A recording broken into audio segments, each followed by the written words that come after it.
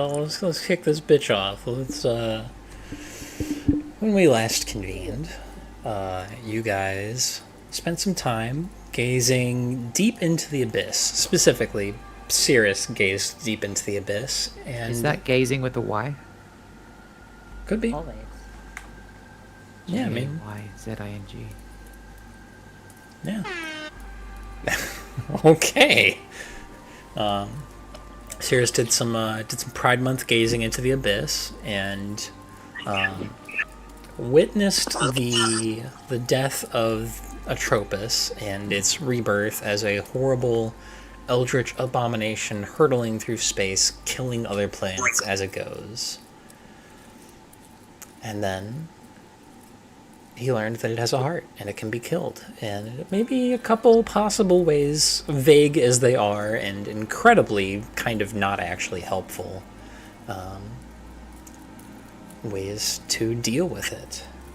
And it has given you guys some sparks of ideas that you have kind of contemplated each other, contemplated the very thin bullet, contemplated the relationships that have kind of taken you guys this far and all of that, culminating in Vrack and Wick having an argument that Chipper refused to allow any of you to get in the way of. But when you inevitably all reconvened, Wick professed that he needed Chipper's help. And so we pick up right here in Edivist's cabin in the Autumn Court. You guys have had some time to kind of rest and recover, but the time is yours. It is kind of what could be perceived as mid-afternoon. What would you guys like to do? Well, I have to answer Wick first. So, what do you need, Wick? How can I help?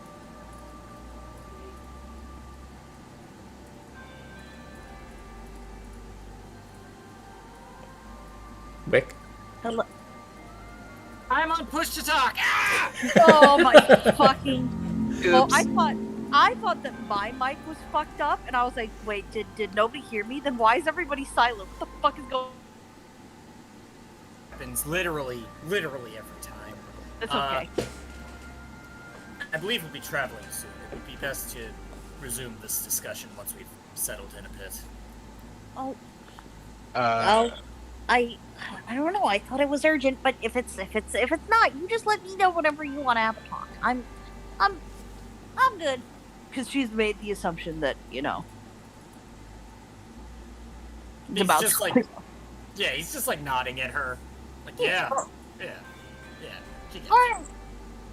Okay. Well, I'll just be off then. Bye. And then she's just gonna like waddle off. I don't know what she's gonna do, but she's gonna do something. Now, our plan was to go back to Cirrus's court, I believe. We agreed Yeah, more or to less. do some base building. I believe so, yeah. Some base building, Yes, some correct. training, so on and so forth. Be chased around by a man in a tricorn hat with some radiant quests for us.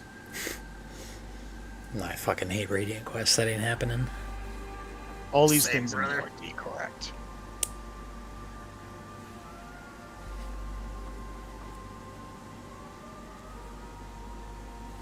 Well, do we have anything else to do here in Edivist Court, wonderful as it is? Not that I know of. Except for like, ask if, hey, you guys want to give some troops for the whole big fight thing? You wanna put some troops in or not? And then that's basically. I don't think that was resolved ever, or even brought up. This don't strike me as a troop having place, brother. They've They got might, some. they might have some fucking troops. Yeah, My they've got main like. query was if we could, if things were to go south, could we harbor people to the Autumn Court in order to keep them safe for a time? That's good. That's good. Makes sense to do. That was in character. Makes sense. Yes, it does. Well, Archfey of the Autumn Court, Miss Vist, would that be amenable? I've no problem with it personally, but I do believe Sulvan has already taken that unto himself at the behest of some others. So long. Yes, the Prince of the Spring Court. Oh, right, the other group that went through here. True. Perhaps in a few days' time, all of us in rough allegiance can meet to discuss how we will proceed going forward. Autumn and spring, west and south. We'll need to assemble, after all, if those who are granting troops are to grant them.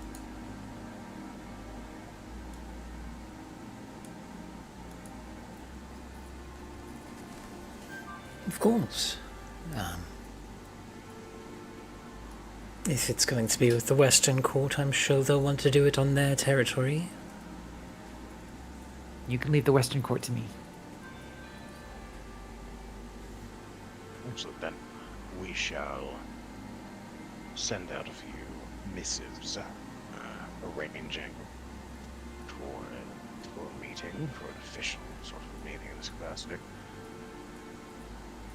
I'm not entirely certain how scheduling things works here, but I assume it will just sort of happen when it happens, and we can count on you or an emissary speaking for you at that time.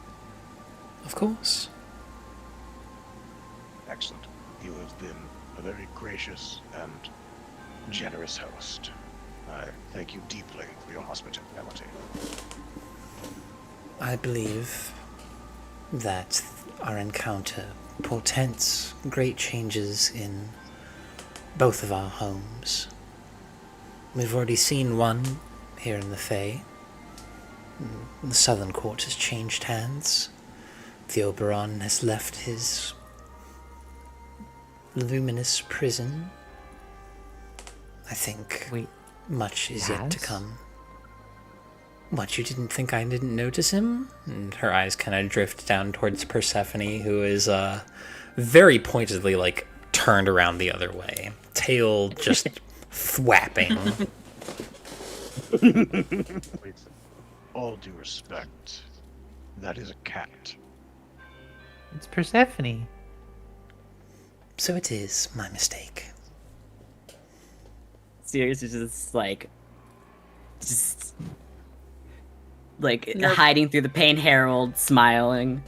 Can I make an insight check on that on both her and Sirius? Sure. Yeah.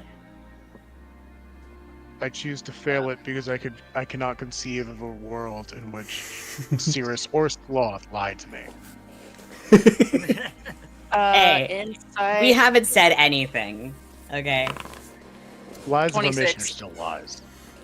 Yeah, I mean, that take back was awful abrupt.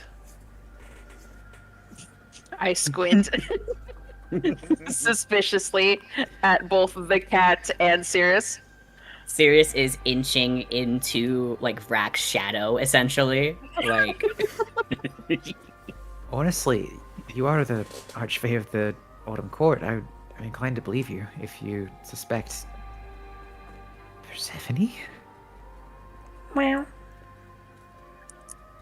Matt, why'd you just do that? Meow. That was weird. It's They're Pride Catboy Month. now. Fuck off. Yeah, that's very phobic of you. Matt's DMing in Catboy ears right now. He will not explain.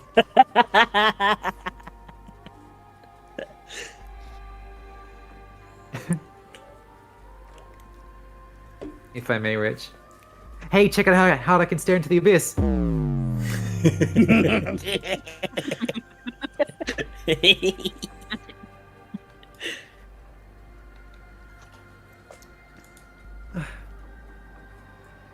Regardless of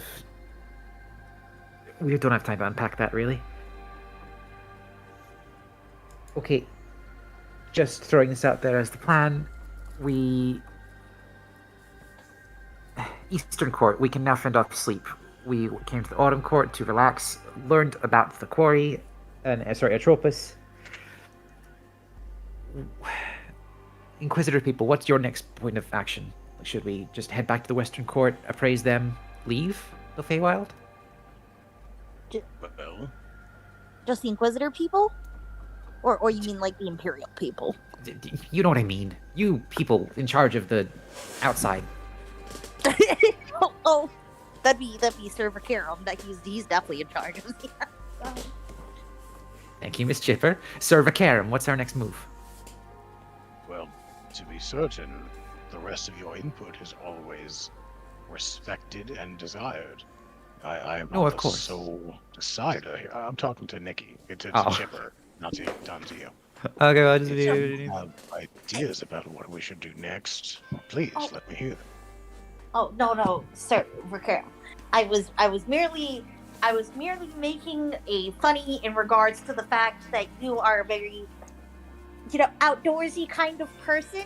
It was a joke on your title, plus, Emir's joke about, in charge of the outside. Never mind.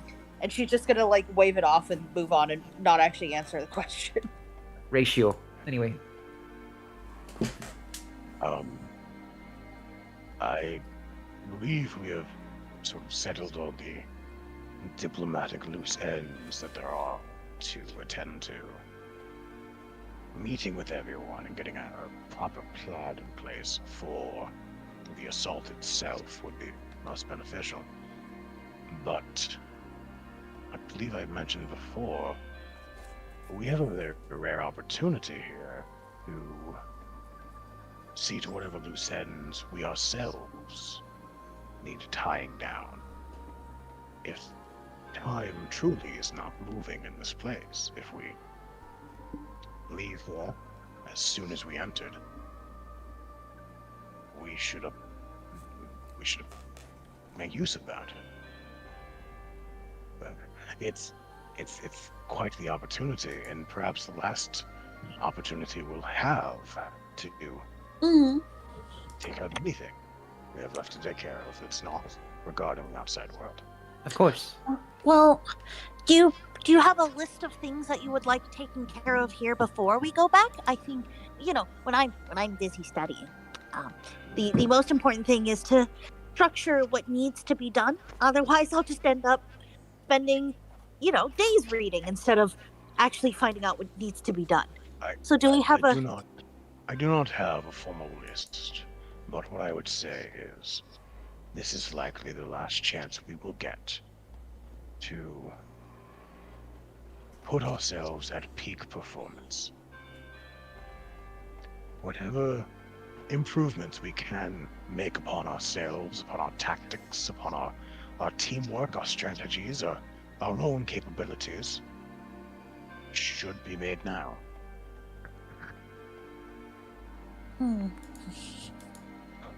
I have always been a staunch proponent of self-improvement and betterment.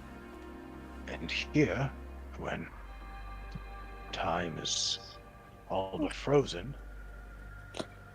we can make as much use of it, we can make as much training and practice as we deem necessary. Of course. I think that's a great idea. Personally, this place is actually maybe one of the worst places because there isn't a library here, and my ability to foster my own casting ability is tied to my access to the availability of arcane spells. And You tried making your own spell. oh, you know what? I have actually been thinking about that. I just haven't had a chance to actually noodle on it. And this That's is actually a precisely great the idea. opportunity. That's I a had been- great idea. Tweaking with my own and just considering putting that to bed as well, among other things. In terms... Any potions could be made in preparation. books read on lost civilizations and lore that may come crucially important. There's a good deal we've put to the wayside. In terms of libraries, can I roll a history check to see if she would know? Sure. Absolutely. Okay, let me just fucking... Dude, if you tell Chipper there's a Fey library, you're never seeing her again. I'm just letting you know. Like, Wait. that's gonna be a character gone from the party for at least until every book in that library is read, which may be 100 years. You know? Can Cirrus see if there's anything in the Southern Kingdom that might be able to... She just hands the ruler of Yeah, the make court a- handwritten name tag and gets lost in the library forever. Sirius, make a history check. Emir. Okay. I was about to just... Books are boring. Because yeah, I was gonna... True, true. In terms of libraries, I can't really recall any in the Feywild that I've seen, but could you not just ask someone for a first-hand account? And maybe pen your own? Yes, first-hand accounts are great, but you see, the thing with magic is the easiest way for me to be able to consistently cast, new spells, even ones that are newly created from other people, even ones myself, is to write it down, to copy it from its source, to understand it through writing, and therefore to copy it down into my spellbook. If that makes sense. She's nodding along and trying very hard to grasp what you're saying, and she is smiling, but inside she's a bit confused. Okay. Fine. If you would like a lesson in, arcane writing, I'd be happy to teach you. We could put aside, and she's gonna say, as if she was going to say 2 hours, but then she squints and goes, a few days, and we can see if we can teach you. You might be able to copy some spells. I don't think you'd be able to channel the castings from it. It'd require a deeper understanding of the arcane, but it might be cool if you'd like to learn. I'd be honored, Miss Chipper, to absolutely partake in that. Miss Fist, is there the good hot chocolate available? Can we stockpile on that, please? I can spare some, yes. Sirius, with your 16, you would recall that the castle used to have libraries. The whole ash and fire thing, they're not so much libraries anymore. Oh, cute. What if you cast Mending on the Ash? There has to be an object to repair. Maybe if you find the scrap of a book, you might be able to repair some of. Even then, no. Mending is small breaks. Well, that sucks dick, I guess. Yeah, rip bozo. Well, it's fine. I think I like Brack's idea that if I did spend the time, I think I might. I actually had an idea for a little while, but I might, I might craft a book of my own. I believe that's called writing. Well, yes, but I'm going to write a new spell and craft my own spell book. I said book, what I meant was spells within it. Yes. I was having a moment. Those happen. Imagining Wick with a typewriter, but he has to shoot all the keys.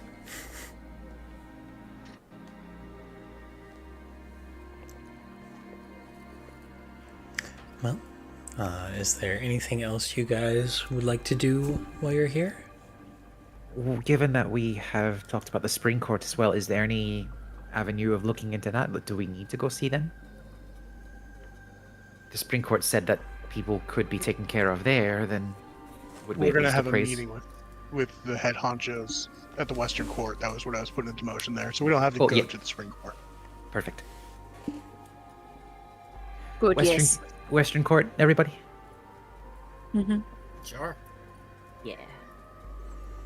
Okay.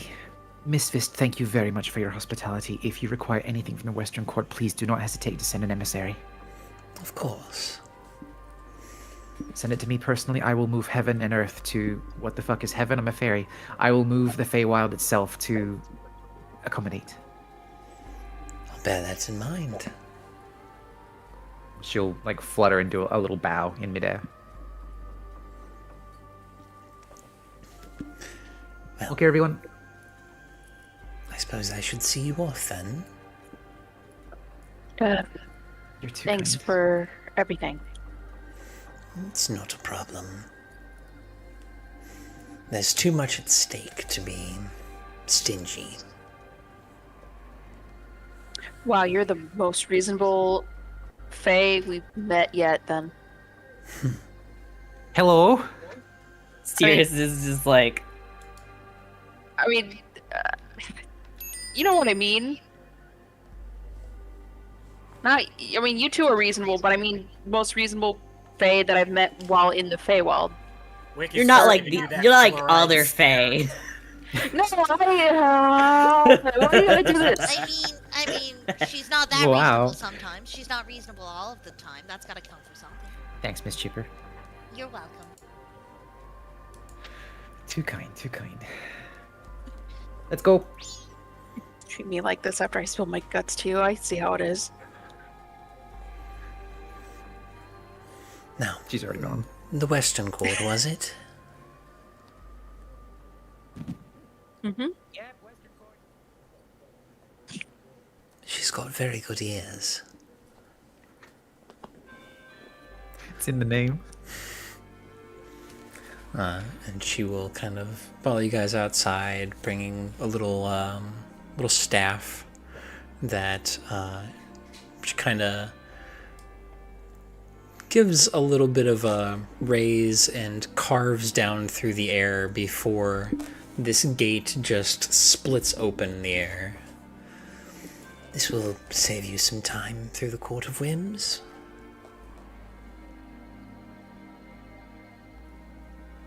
Again, thank you very much. Of course. I'll endeavor to bring my own hospitality next time. Well, perhaps in the Western Court. Is that to imply that she would want to visit? I mean, you got a meeting coming up. She is we have a meeting with her. I and Spring Court. forgot. Oh, for God. I just got my flu shot. Can you please leave me alone?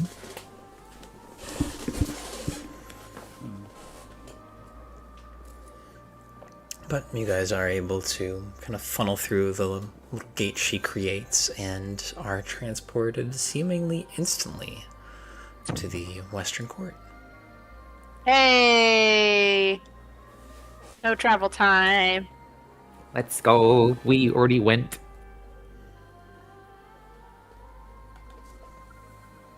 Okay, first order of business. Council. Another stuffy meeting? Yeah, sure. It's not gonna be stuffy. How dare you? Meetings are a little bit stuffy. No, you're I right. know. I should Love have. meetings. You honestly make it bearable. Me? I was talking to Emer, but yeah, Oh. you too. Oh. You are forgiven for your previous outburst. Okay, everyone up to the spire quickly. And you all ascend back up to the highest point where the Undying Council resides, and it feels a little lonelier in there today for some reason, but you feel at least one presence in there with you. Do you ever hear like a description from Matt that just sounds like Yeah. It's been a pillar of this Yes. campaign. I mean, you're not wrong.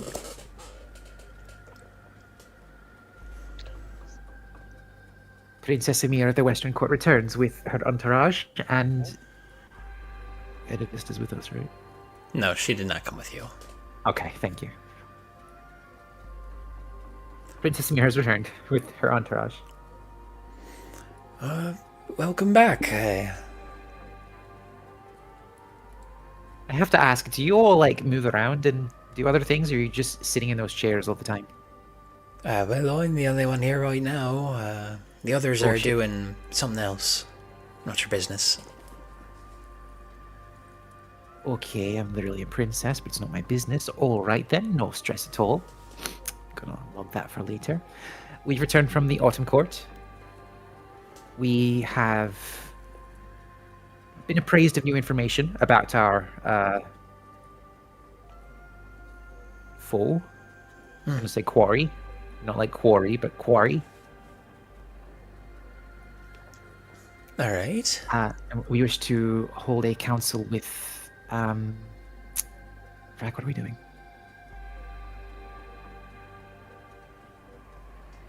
Would you like me to take it from here, or? Pretty please. Sorry, I'm a little bit fuzzy today. Very well. Well met. We have just adjourned from the Autumn Court. We have made slipshod alliances with a number of the courts, and before finalizing any plans, it would be best we got all of the leaders of these disparate kingdoms in the same room together to consider troop formations, resource allocation, anything of that sort that might help in the coming days. Sir Vakaram has spoken, and she's like waving. Yeah, she's waving. Tub takes that as an opportunity to herald on his trumpet. Like, that's the cue. Well done, Tub. All right. Well, naturally, we're going to be doing that here.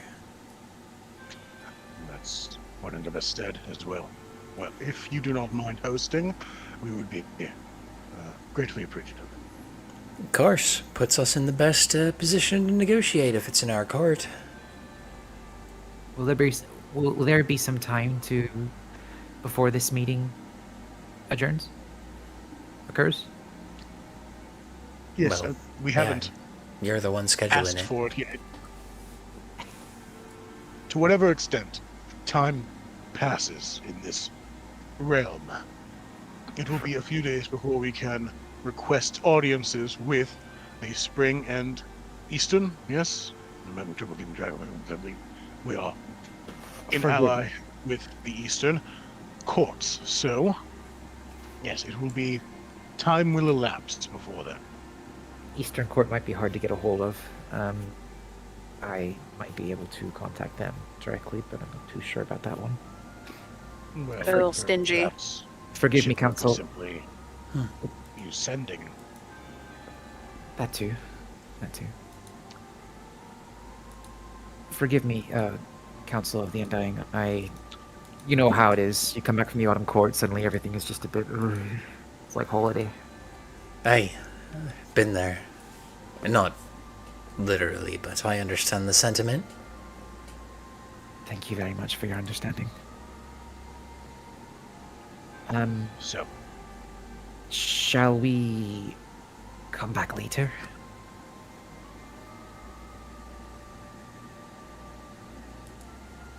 all we needed to truly do here was establish that the Western Court would be both attending and hosting this meeting.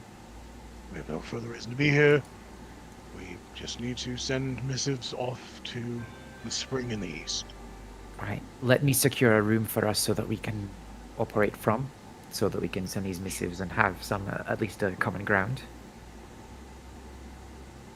Could one of the lesser Fae please show us to one of the unused rooms here in the tower?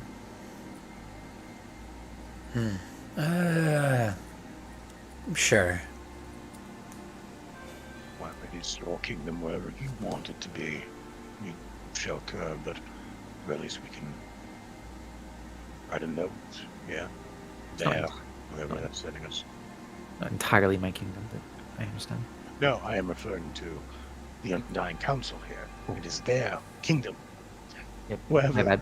the Undying Council wishes for this meeting to eventually occur, it will occur there. My apologies, my head is literally in my hands. I did not see you talking, who you were talking to. And the actual meeting will happen probably right here. It's where the council's the strongest, if anybody gets any ideas.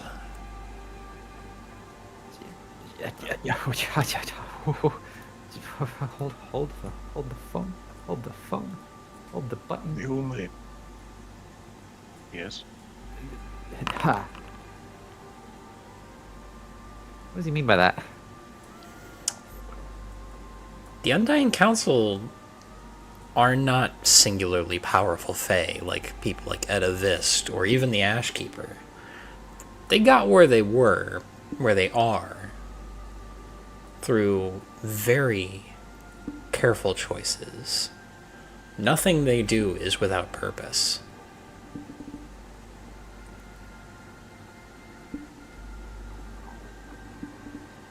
Right. Okay, everyone, let's go to the supplementary meeting room so that we can discuss, send missives, figure out who we have to reach. Council adjourned, thank you. That was productive. So, I laid the groundwork. So we'll go to whatever room is available and just write out two notes. Even if we're just going to use sending, this allows us to prepare what we'll say. But kind of probably should have asked Edivus to contact the spring. We didn't actually meet the spring. They seem close. Regardless, maybe we just send a messenger to the spring court. Yeah, just some guy who will carry the letter. But to the east, we can send a sending to, because Chipper met the guy, the fucking ex-Salasian. And all we have to really, whenever, these Salasian outsiders, these Concordian outsiders, have made separate dealings with Western, Southern, technically Eastern, Autumn, and Spring courts. There's a growing threat. We're all interested in handling it. We're going to hold a meeting at the Western Court to finalize some of these details. You don't have to be in allegiance with one another.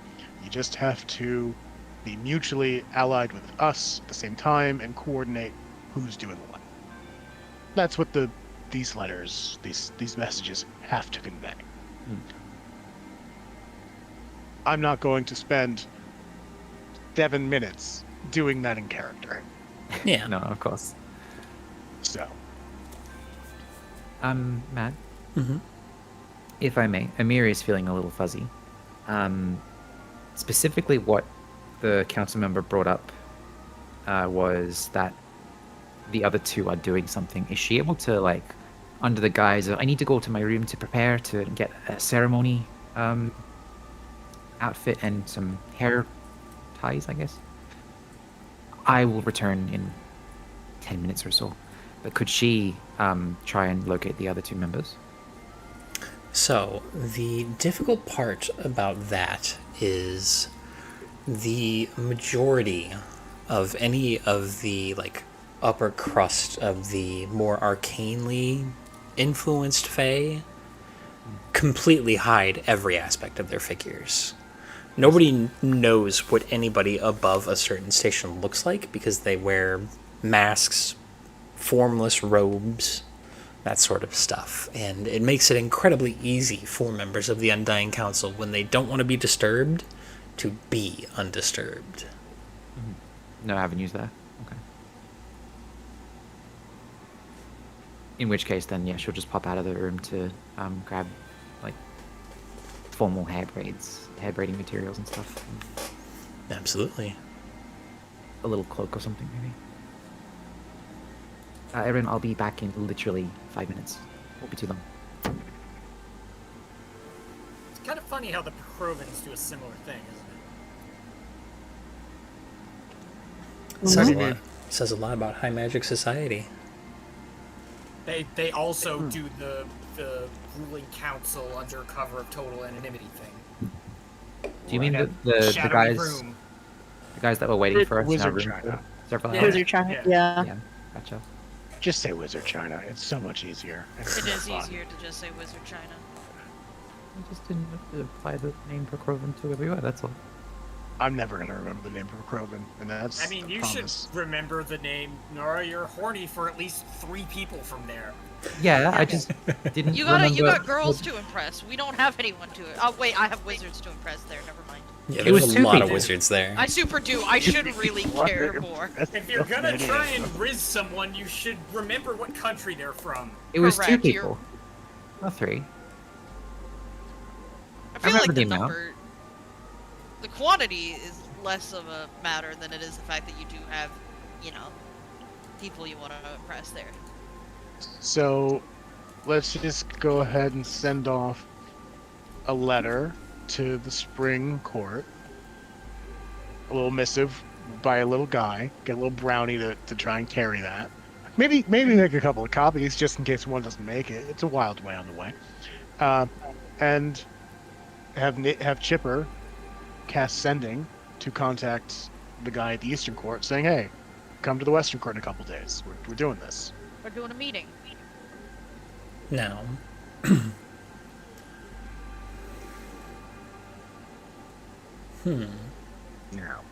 Oh, oh boy.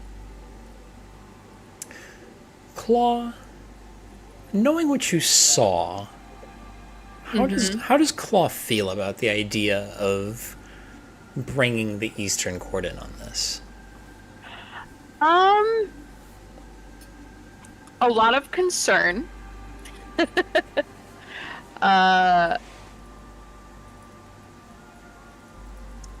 As much as it might be a good idea to let him in on the game plan, I think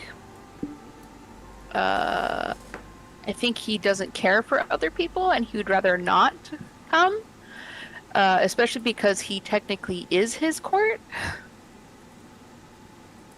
and that would mean that he is moving his entire court, the entirety of the Eastern Court, into the Western Court. Presumably. He just can be- do the thing Sirius is doing, where you stay in your stays. court, but you send Avatar. Yeah, I mean, that's how they fetched us in the first Well, place. he didn't mean to fetch us. It could also That be was- how Oberon It is doesn't like. matter if he meant to. Go on. It could be how Oberon is seeing through Persephone that the Eastern Court could like give me some form of like I've already got the power to like ignore the sleep thing that's happening in the capital. Maybe it's just that by me acting on their behalf to protect the Eastern Court that I have authority in that sort of circumstance. You would have to check with him with that then. I Yeah. just think he just wants to be left alone Yeah. is the main thing. And seeing what I saw, that is perfectly okay with Claw. But no, No, receiving an invitation doesn't mean he has to come. It just gives him the option to come. You know what I mean? Yeah, but I can't help but think if he if he does show up, that it might cause a disturbance or 1,000.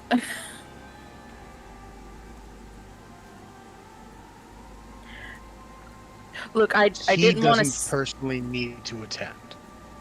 And this is me saying this out of character. Yeah. He doesn't need to personally attend. He can send an emissary, an avatar, a toady. But if he's involved in this, he should have a presence, or at least have the option to provide a presence. All right. Well, And he when could you send deny when you send that invitation, be aware of that. Make sure he's aware of that.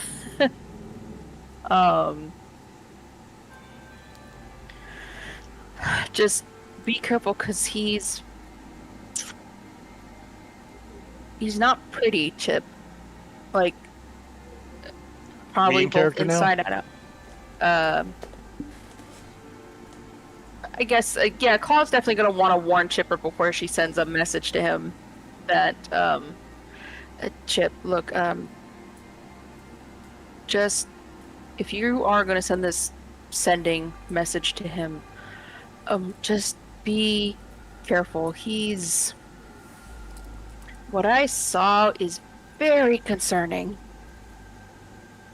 And Is I know... do you think he's an evil, bad person, or do you think he's just, you know? He's a lot. Well, generally, Archfey and outer gods and deities. Yes, They're but generally a lot. That's I know that, Chipper, but I mean he's a lot. I think he's gonna be a lot even for an archfey. I see. Okay.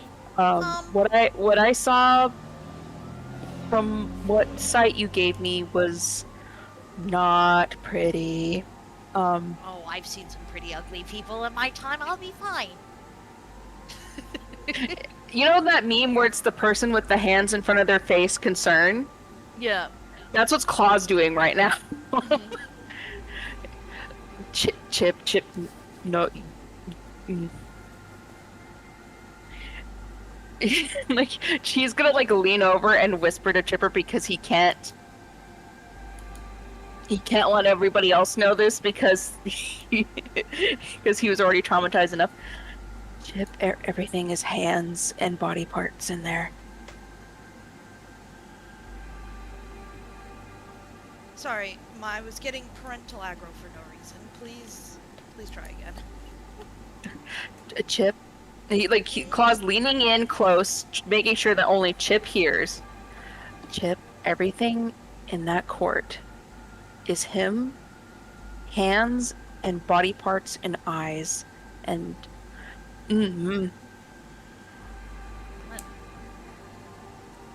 That's concerning, but you know, to some way, even he, and she's gonna point at Ceres, you know. Yeah, but Cirrus is still friendly and nice, and this guy is just well, wants he could potentially be good and friendly and nice. Give him not the with.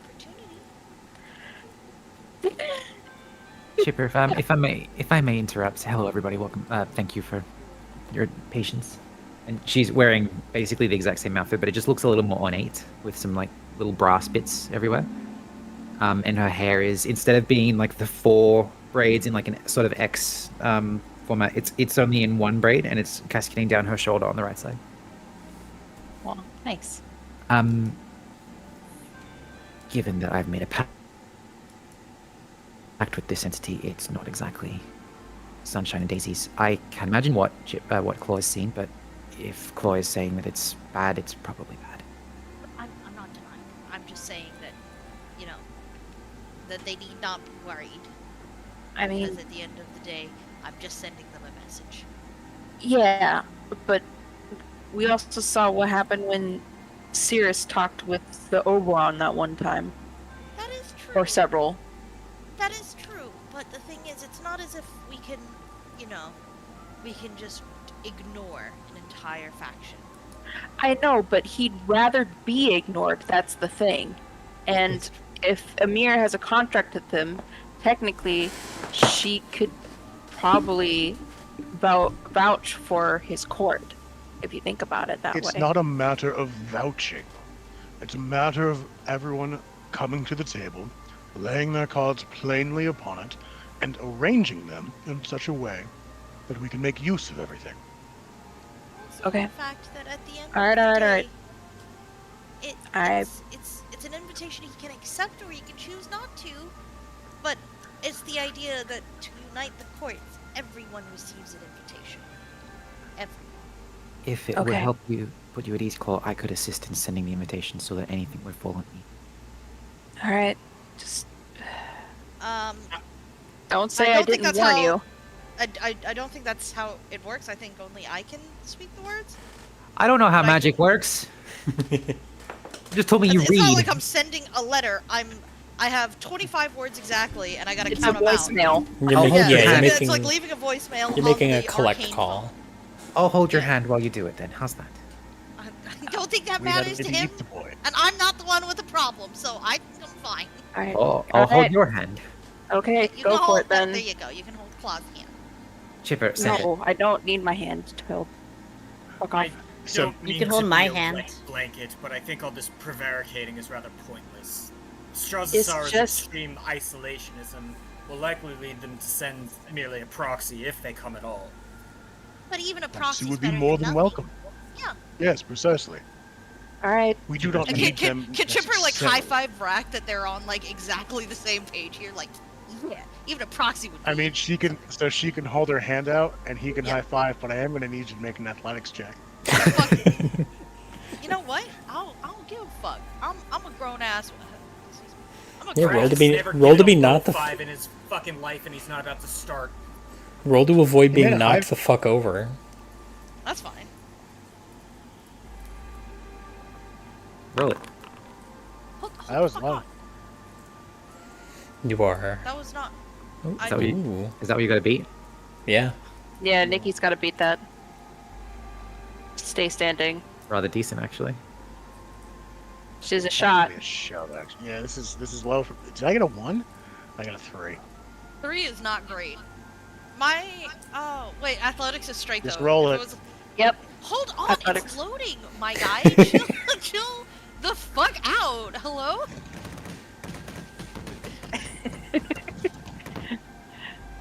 Athletics, fuck. Okay. Nope. Oh, Nope, but it's not terrible. Not It's terrible. not like the worst thing I've ever seen. That's fine. Yeah, you don't get like knocked the fuck over, but it I do you have know, to take like a step back though. Yeah. Yeah. It is a staggering high five. Yeah. But even so, she's like, look. I think it is important that we discuss the crafting of the exact message because, again, Of you know, we course. want the best chance of success, and we do only have 25 words. So, The customary pre-sending, Yeah, the pre-sending calculations. of course. The And- pre-sending math. I This is- guess we don't And so- start. This isn't me being conceited in any way, but try mention my name at least once. The main- We'll see what we can do. yes. I guess we don't start at Dear Strazar? To who? Like, maybe Sorry. Dear is a little too close? If anything, it would just be his name. Just an informal Strazar. Strazar. Perhaps that is redundant, given he knows who he is. Who he is. So, we can nix that. And so they'll spend, 10 minutes or so writing this and trying to rephrase things. This is old hat at this point. They've done this Yes. Yeah. regularly with the drow communications. So then Yes. they spit out this. They could not get Amir's name in it. Brack didn't try that hard. And It's send not. it. It's not because she's been conceited. It's literally like she's the one that made the pact. Therefore, this name would have some significance. Correct. But If you didn't try that, Um, that's fine. But he needs presumably to show up of knows his own, Chipper. Yeah, so Presumably he Chipper, knows Chipper as your companion. as so. your companion. Yeah, yeah. you are. I'm also standing near Chipper when she does this. Yes. So Chipper, and you she's are. going to also open it with like, Hi, Chipper here! like, You don't know. She advertising OxyClean? All right. Hi, it's Chipper from Sharewall. You can prestigitate anything you want with this All town. right. Matt, what do you got? So you are sending this first to the Eastern Court to Strazasara, the Archfey. it was. I thought it was just Strazar. It's Strazasara. Yes, that's who we're sending it to. Yes. Okay. I need you to roll a d20. On a 1, the spell fails. What are the odds? 15. Technically, a 5%. All right. It is successful. You are able to recount out this this brief kind of missive about a meeting, and you do not receive a response. You know the spell is successful, but you do not receive a response. That's fine. The fact that he knows is what's important, and whether Yeah. he can respond He's by either allowed being to say here or no. not being here. Yeah. And we wrote and sent a much longer formal letter to the Spring Court and had a little guy, a little brownie, a little fucking leprechaun Yeah. postman go run and send that. Absolutely doable. It is like a little guy who is just coated in brass. Little guy. And he zips right the fuck out of here.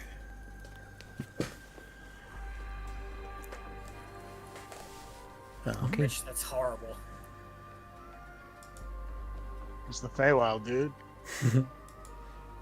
Fucking hate it. That's that one guy that I hate in like the Northwestern, whatever it is.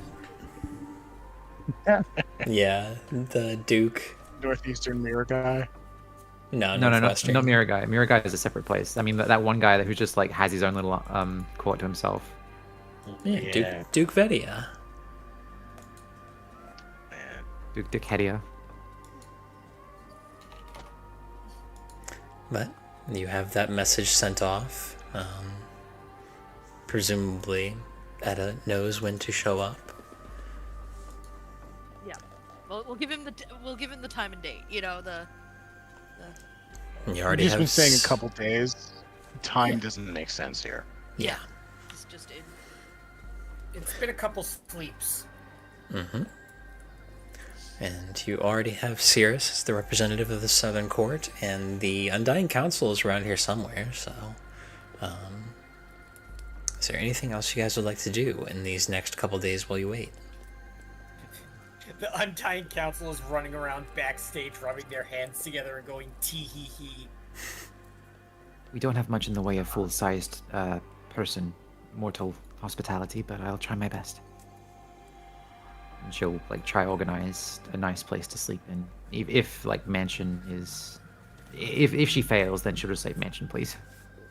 Yeah, most of the lodgings here are like those Japanese tube hotels, you know, where you have like a little fucking cylindrical pod you sleep in. Does Rack fit in any of them? Yeah, probably. They've got Fey in different sizes. They're body positive here. You can shrink it for a I minute. didn't know that. Look, sorry, I just figured they were like for the smaller people. My bad. No, I mean, That's what I assumed too. But... most of the Undying Council seem to be, from what you can make of the robes, of some elven lineage. Wick is lying in one of the tubes and holds up one of his bullets and says, "So this is how it feels." That goes hard. I fucking love that. Are you ever gonna get into something else like knitting?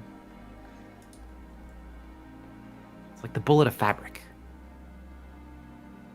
I'm trying to get him into my book club. Stop trying to give him other options.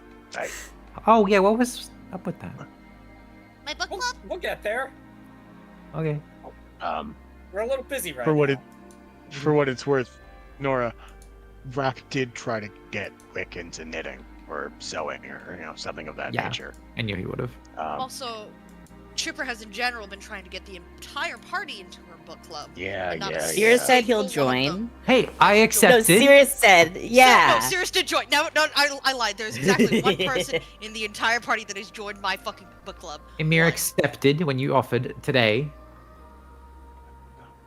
That's technically a separate offer. Yeah, it was a different Regardless. Can Emir read? How What? very dare you? Yeah. The correct question is less can Emir read and more is Emir willing to read. All right, Wick, roll initiative. You Not don't a- want to do that. I mean, you can't Just- punch your way through a book. I can just catch the bullet. It's easy. Don't worry about it. But what you're fighting is not Wick. What you're fighting is the wisdom within the pages of knowledge. Any which way. Huh? Is there anything you guys would like to do while waiting for the Fae? Not particularly. I would Sirius like wants to go have. Oh, Go let ahead. Sirius go first. Sorry. Oh, I was gonna say Sirius is, instead of staying in the little like capsule hotels, Sirius is gonna have a sleepover over at Zilzarus? Yes, Zilzarus. I thought I remembered it all by myself. It's okay. I've got a brain cell tucked in the back that's like connected to yours, and it has to like it's like jump starting a car. Yeah. I leave it in reserve.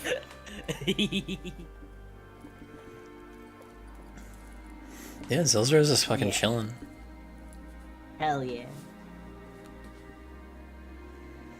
Camille will stay at home. She's A, has her own lodging, and B, is trying to take care of everyone else.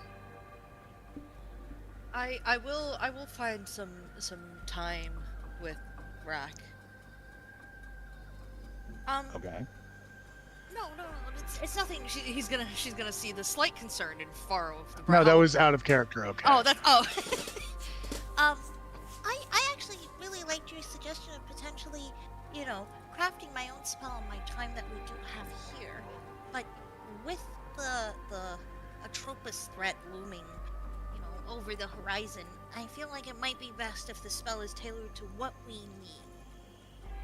And I know that it's a hard question to ask. What do we need to for the final battle against, the end of the world? But, I feel you'd be the best person to ask that. What can I make that'll keep us safe, that'll get us across the finish line? In that regard, you are mistaken.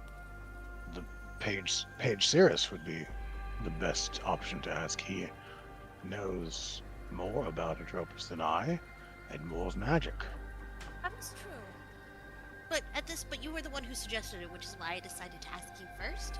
Because I had maybe that was an incorrect assumption, but I figured that because you brought it up, you had something in mind already.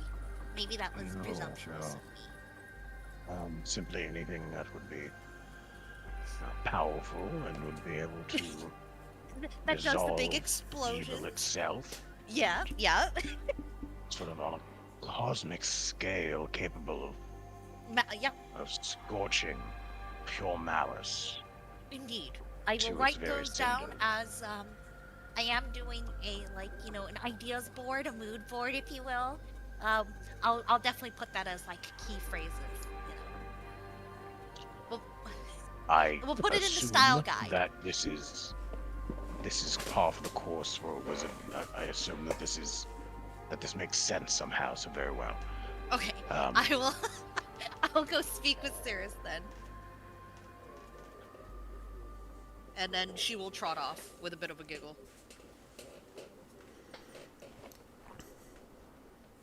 Absolutely. Cirrus, you're up. Cirrus! Yes. Why? Jesus. Are we good? Like this? Are you screaming? Is everything okay? I'm great. Okay. Are you available? Yes. I'd Is there anything I can do?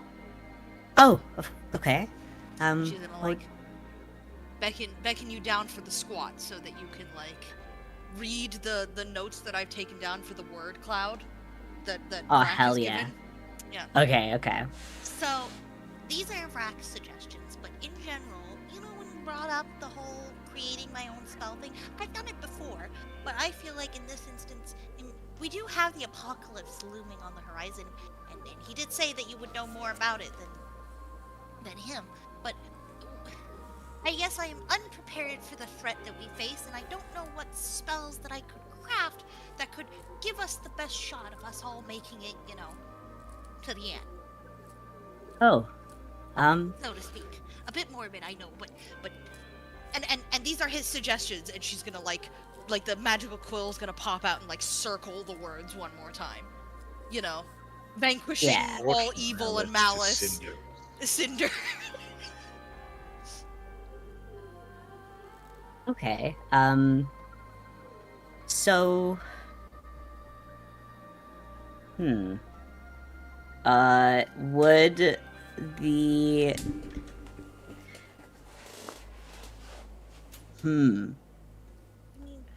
I think a good first question is, does Atropus lean to, a certain type of magic or element that I could help us defend against?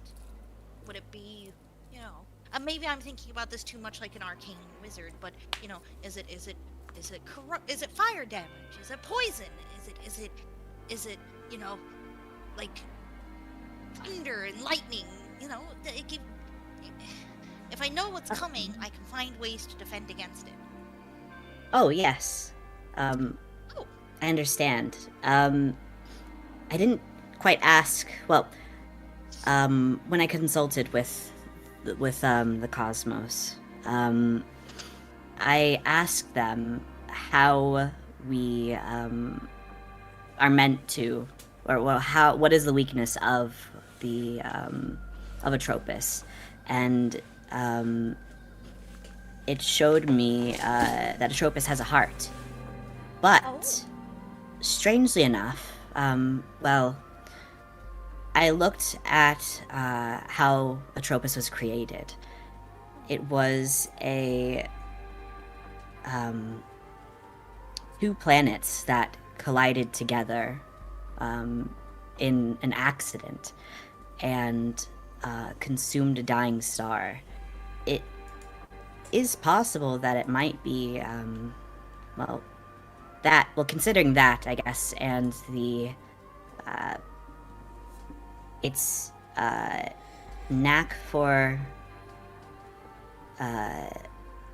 reviving the dead. Well, not reviving, bringing back the dead. Is that right? Yeah. Raising the dead, yeah. Raising the dead. Yeah. Necromancy. Yeah. Thank you. I forgot the word. It's okay. For its knack for using necromancy, it's potential that it could potentially be necrotic in some nature. Fantastic. I don't mean that as fantastic because that's a good thing, but no, that's great. It's great. And she's like scribbling all of this down like I am IRL, like we're going. Yeah. That is good. And I believe in the vision you saw, the ways that Atropus could be defeated. So, I just to give you some idea where my head is at, if we can manifest any of those ways, we can definitely try. But I don't have the magical power to do, anything like a big laser that'll shoot Atropus down. I don't have that level of magic. But I was hoping, I've been thinking a lot about how we're going to get to the city with all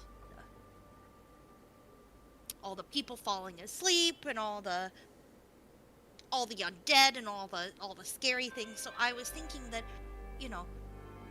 maybe the spell that I would craft can be more defensive than offensive, if that makes sense. So something that can help us defend against, defend us until we can get the big laser in the sky, so to speak. Oh.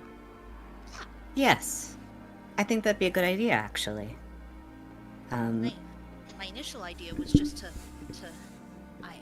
I'm gonna flip to the page, even though I know that you're not a warlock anymore. I'm still gonna flip to the page that has the anti-magic that I copied down. I was thinking that this would be the solution, but the more that I think about it, the less I like it. So,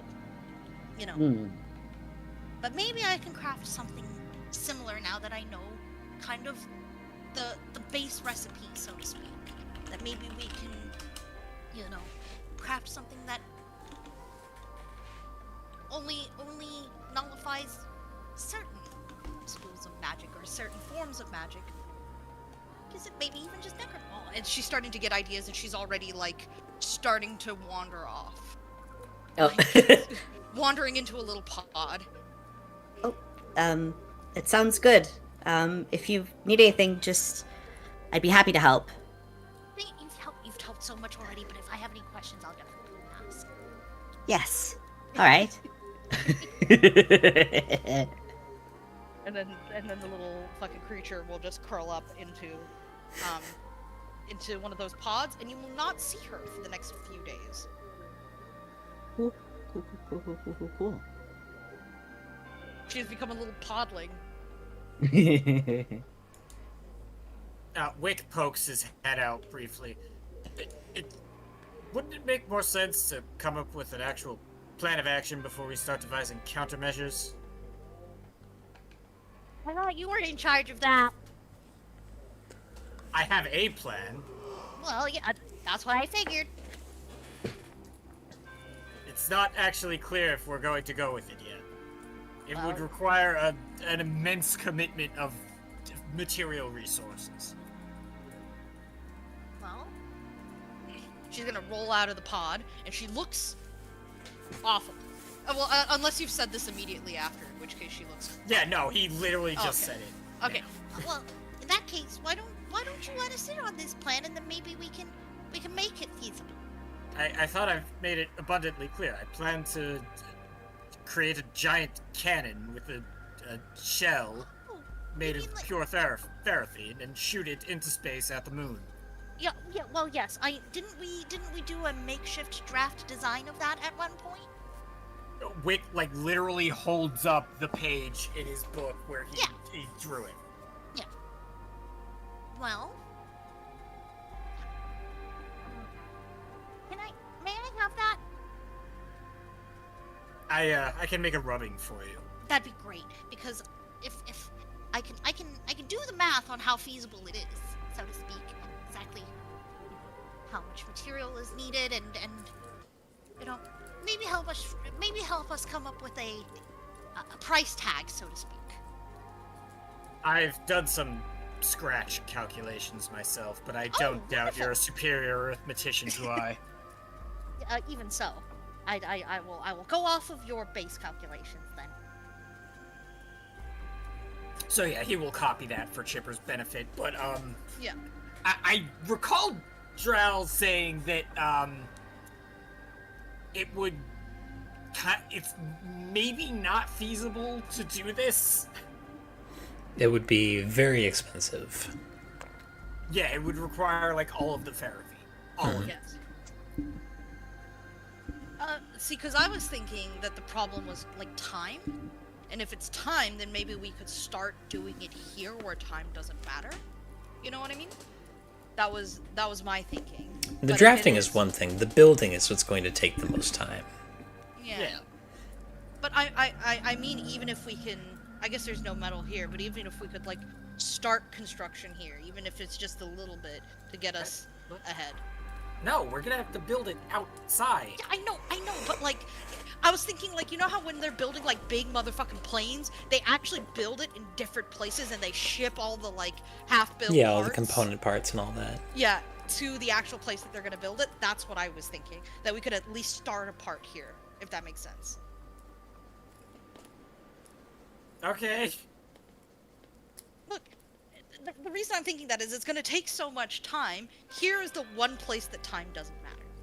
Yeah, So- no, that makes sense, but how would we transport it out? Fucking magic, dude. Okay, yeah, no, it's all magic. It's fucking magic, dude. Yeah, everything is magic. I don't know. I'll figure it out. Yeah, sure. You don't sound confident. No, I just.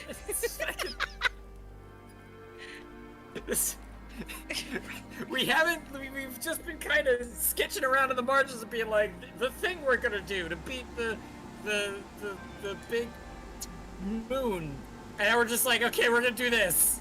Well, I mean, Feels like a we're gonna decision. try the option of doing this. The whole point Yeah, is no, all right. we gotta feel out our options, and this might be an option. And we won't know if it's an option or not if we don't fucking try it out and think about it a little bit. You know what I mean? Yeah, no, sure.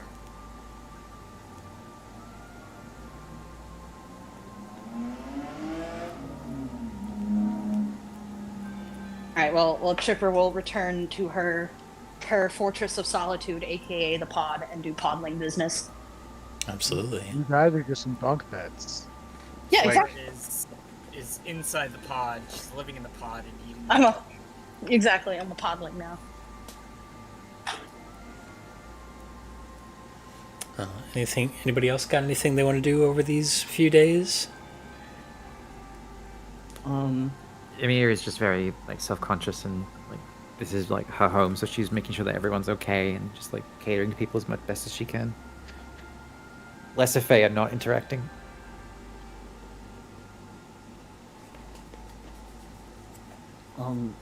I have a thing I would like to do.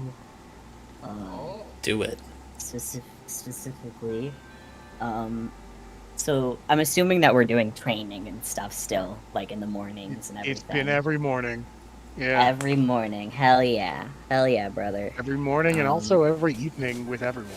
That's still technically damn, okay. ongoing. Alright. But that's more of a general thing, not specific to you and clothing.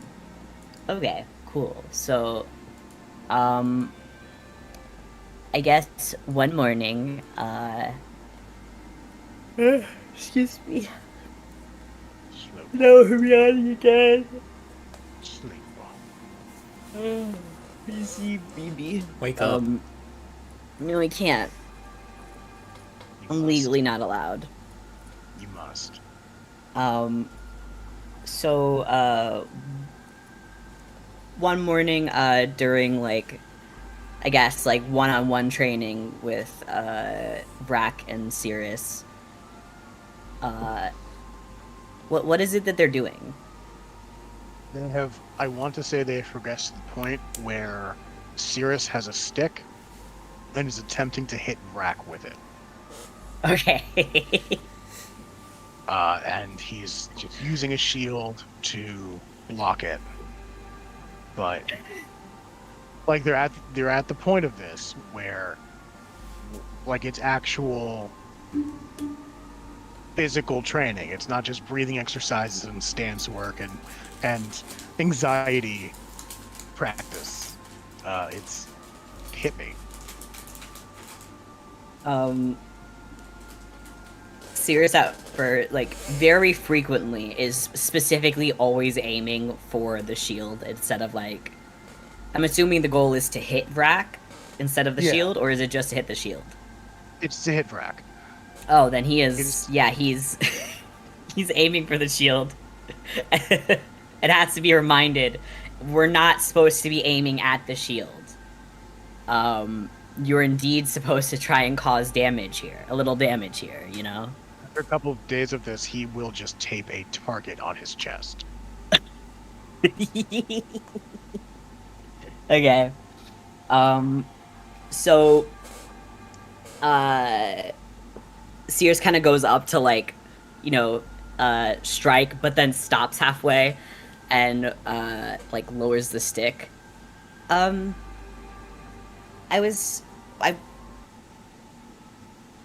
Sorry, I wanted to ask a question. Choking up too much on the hilt, on an actual blade. That will be part of the blade at that point and no longer hilt, so the grip should be farther down. Oh, right. But, I actually wanted to ask you,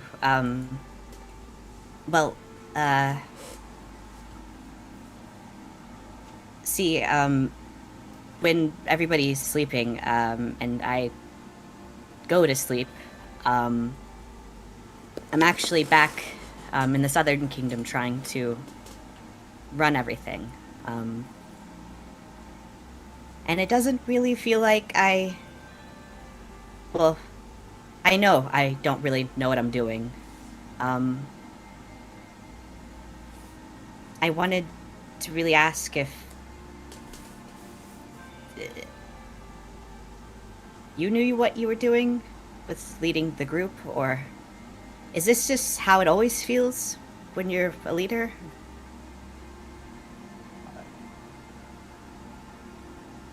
I wouldn't know. I do not consider myself a leader. Oh, but you... It kind of seemed like you are, of...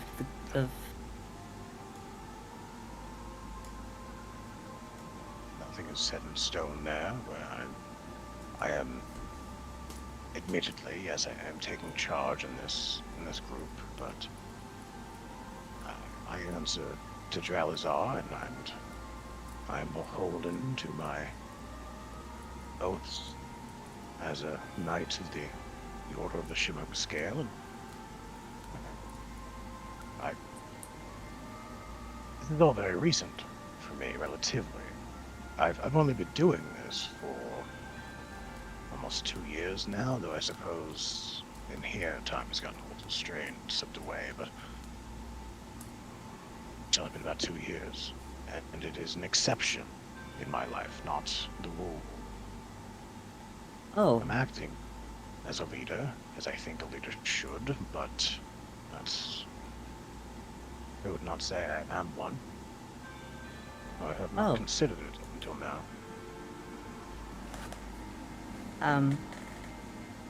Have you... Well, so, I'm sorry, I just, kind of assumed, that outside of, I guess, the journey you've been on before it, you were in some, kind of leadership position. No, I was a Really? guard. Oh, I was a guardsman in Lamalios for 15 years, give or take. oh, And then everything just started and got away from me, and responsibility was placed on my shoulders. And I shifted the weight to make it comfortable, but for the majority of my time, I have been a grunt soldier protecting a relatively peaceful farming community.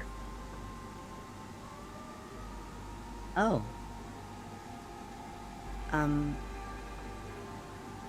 So, how do you feel about being in this position after having it placed on you? Terrified. Oh.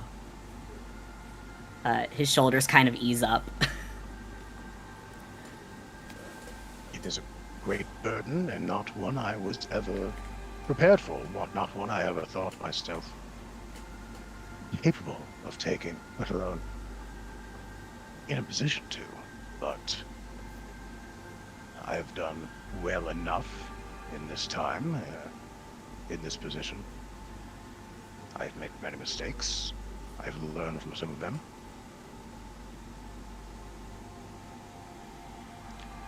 But it does not stop being an imposing thing. The difference is whether or not you allow that fear to take hold of you. Right. I'm very uncomfortable in this position overall. And it is only now that I am talking about it further that I'm fully acknowledging how uncomfortable I am in the position overall. But that discomfort does not matter, and I cannot allow it to matter. A leader cannot allow their own concerns and anxieties to control what they are doing, what they decide to do.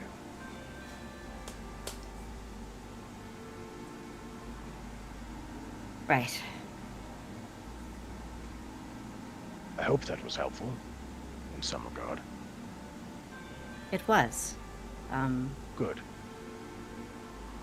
The key, as I understand it, is confidence.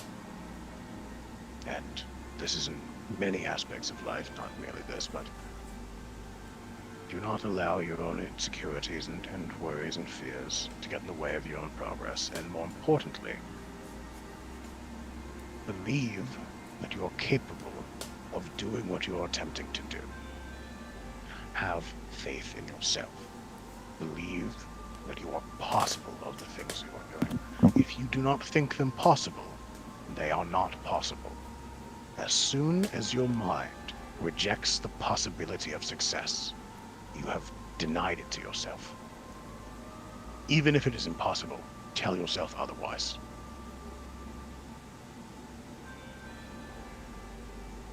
Okay. Alright.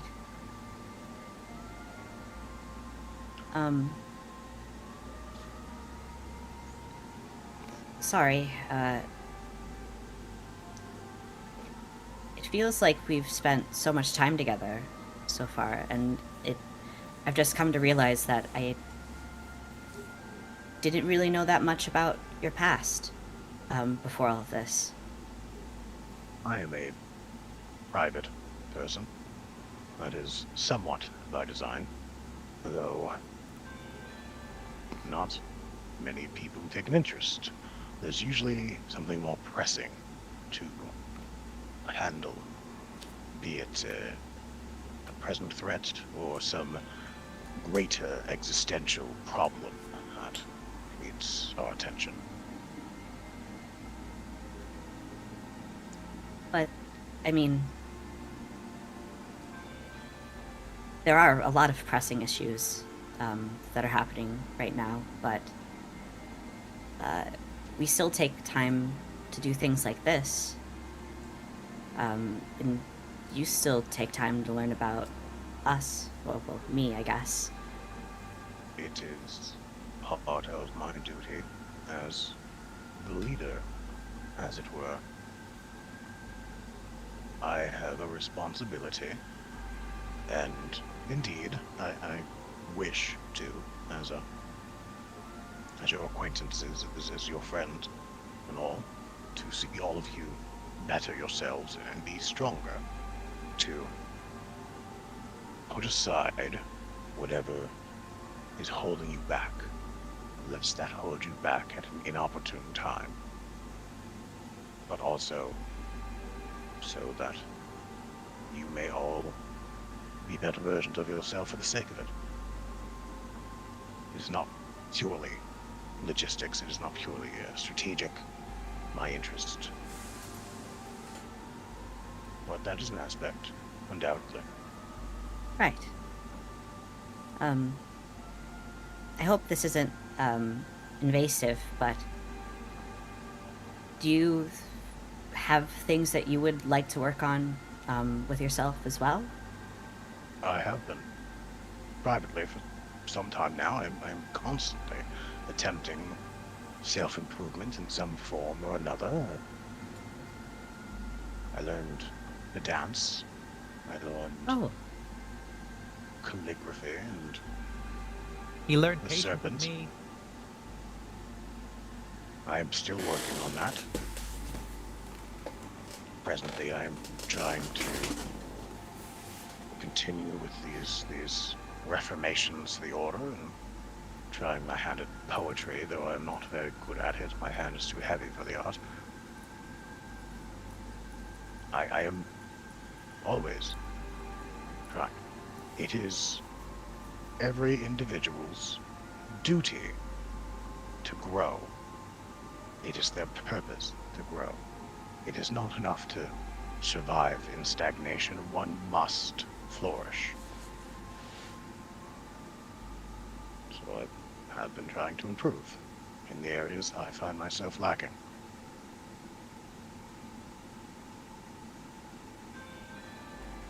I'm glad.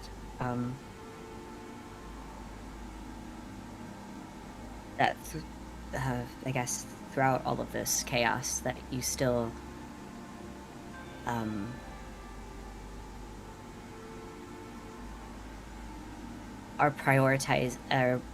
not putting aside, yourself and the improvement of others. That is everything. That is the thing beyond all else that cannot be put aside. That is the purpose, the point. For all of us to get better together, for all of us to help one another get better together. That is life.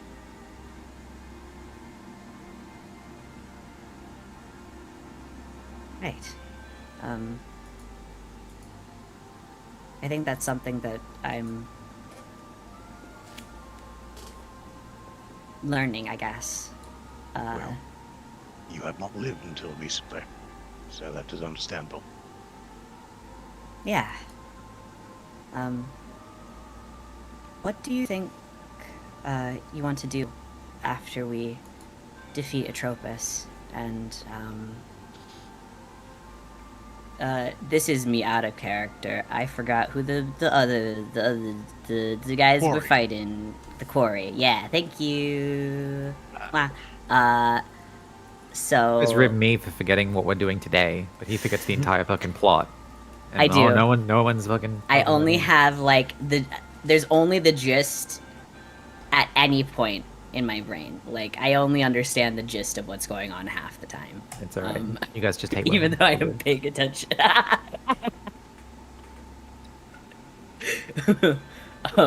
Sloth is using all of his brain cells to RP right now. I understand. Yeah, thank you. Brain cells is a it's a bold All two of them. declaration. I have a They're half rubbing of a together cell. at high speed. It's static Any- heat electricity. I have half of the cell at this point. I'm sharing it with my Bought it off fucking Russian brother. eBay. Yeah, I did. All of everything else is gone. Yeah. Anyways, But yeah, so the Quori and the Atropus. yeah. What do you want to do with your life after Atropus and the Quori? That is a impossible to conceive question. That there will be so much cleaning to be done. I have not considered it. You have your court to see to for the foreseeable future. Emer, her kingdom. Claw is family matters.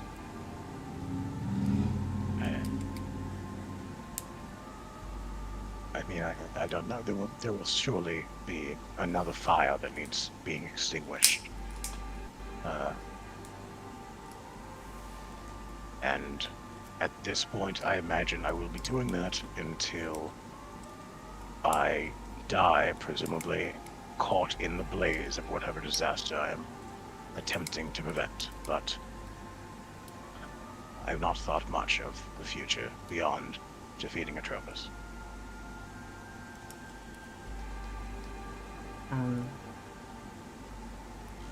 Do you wish to return to your guard post? Or do you find more purpose in putting out fires? I guess. I don't think I could return back to that as deeply enjoyable as that role was, and as I look back on it fondly, I have been burdened with potential, and it would be sin not to use that for the betterment of others. So I will have to think beyond a simple guard station when we defeat Atropus. I'm not certain what that will be.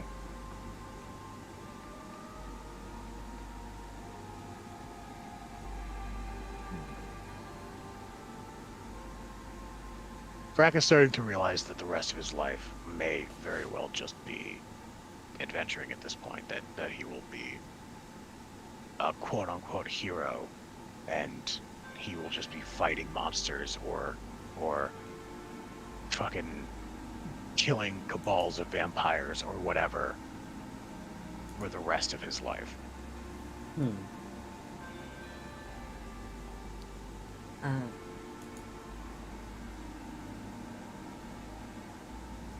Isn't that something that you could, I mean, if you wanted to, decline? I mean, I think it's important, at least sometimes, to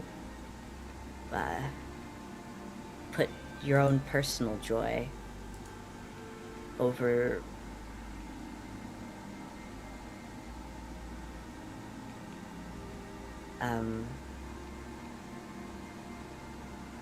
well,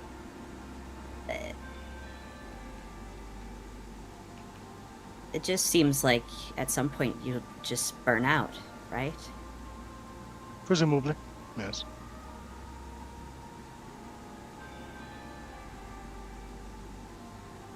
It doesn't really seem that kind to yourself. It does not. These are all correct observations.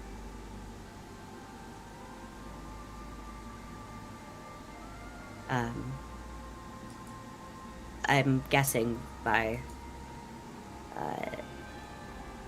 your reaction that being kind to yourself isn't as important as helping others, I guess. Right? No, that is selfishness. Put one's joy above the safety of others is selfishness.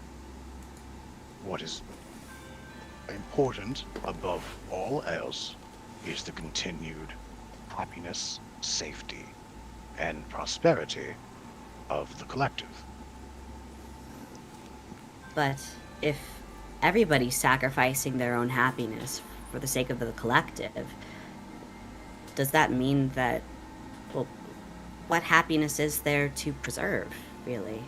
The happiness that others are sharing in that same fate, and the happiness that, through your combined sacrifice, that the collective still endures, though hopefully does not come to that point. The plan must continue. A link in the chain may break, but the chain still serves its role. Right. He's looking at you like you're stupid. Less like you're stupid and more like this is very self-evident. I'm looking at him like he's stupid because if you break a link in the chain, then the chain breaks. Yeah, then you have two chains and you tie it back together and you keep doing what you're doing with the chain. She's just gonna keep staring. That's fine. I guess I just, well, I know about, the collective, I guess, and, I guess it's just something I have to get used to seeing, I suppose. As you know, the Fae and most especially the Ashkeeper tend to be more self-centered, I guess. It's a good way to put it. The Archfey we have met so far do not seem terribly so, but...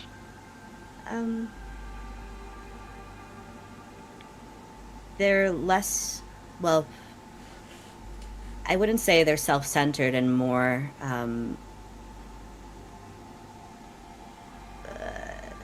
I guess the scope of their self-sacrifice is, well, their ability to self-sacrifice is much smaller than yours and your people. All the more the pity. But you are distinct from Fae, and as a leader, I believe that you will not be making those same mistakes. That you will grow to understand that a single person's happiness or well-being pales in comparison to that of the clan or the kingdom in your case.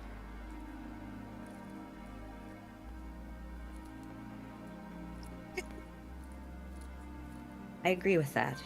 Good. Ever since I developed, I guess, or had this responsibility of maintaining the Southern Court, I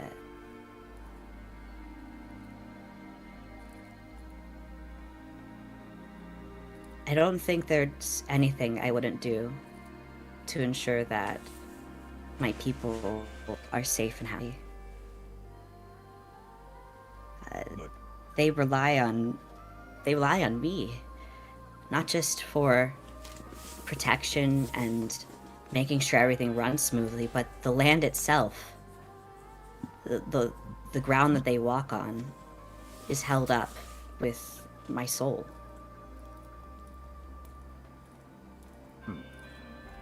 I think I understand where you come from.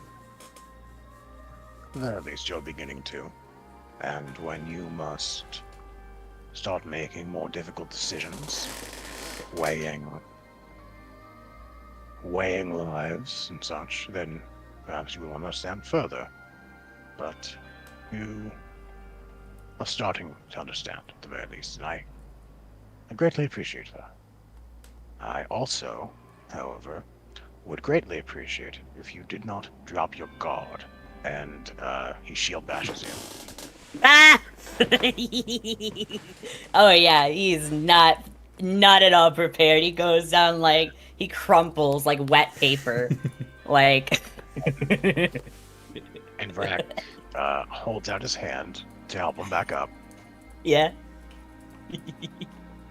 Now, aim for the target on my chest. We can continue chatting, but not at the expense of your own improvement. So, try to hit the target. Understood? It will not hurt me. Okay, right. And he'll go back to swinging. All right. So, you guys spend some more time training, but the time of these few days passes. It doesn't pass quickly. This is a strange place, and Emer is naturalized to it, but the rest of you are outsiders, and it shows a lot. There are no conversations that really take place. So much of society here moves quickly. Everything is purposed. Every interaction that you see is purposed.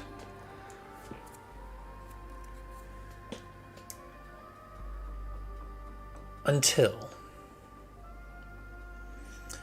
one morning around what would be noontime, the unmistakable sound of a marching troop playing loud, discordant music begins to trumpet and echo in, seemingly coming from deeper in the woods and setting a lot of the local fae on edge. And we'll find out what that is after our break. Hell yeah. So, I love breaks. Hell yeah.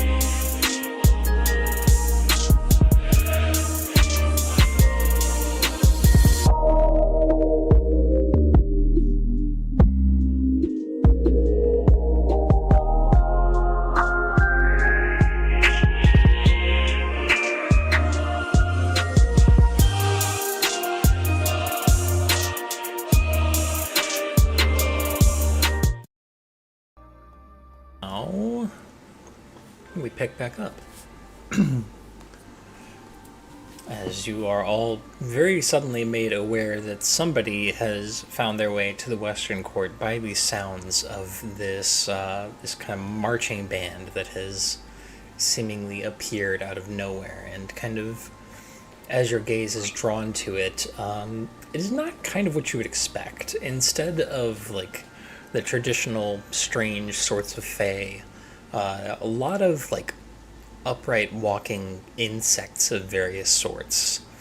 There are these massive kind of anthropomorphized caterpillars playing drums as they march, ladybugs and beetles playing horns, and various different just weird insects playing a whole variety of instruments, and kind of leading them is this very strange looking fae, which is recognizable immediately to the fae members of the party as the Spring Prince himself, Sylvan. He is a strange figure to look at. Very small, kind of proportioned torso, but long, gangly limbs, and just this wild smattering of flowing, almost technicolor rainbow hair, as he is led in by his accoutrement. Oh, right. Wasn't the other party hanging out with this guy for a while? Mm-hmm. Nice. Okay, everyone, game faces on. I need to go greet them.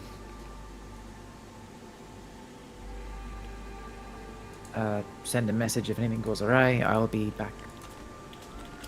And she'll just, if close enough, we'll flutter over. Otherwise, we'll just teleport.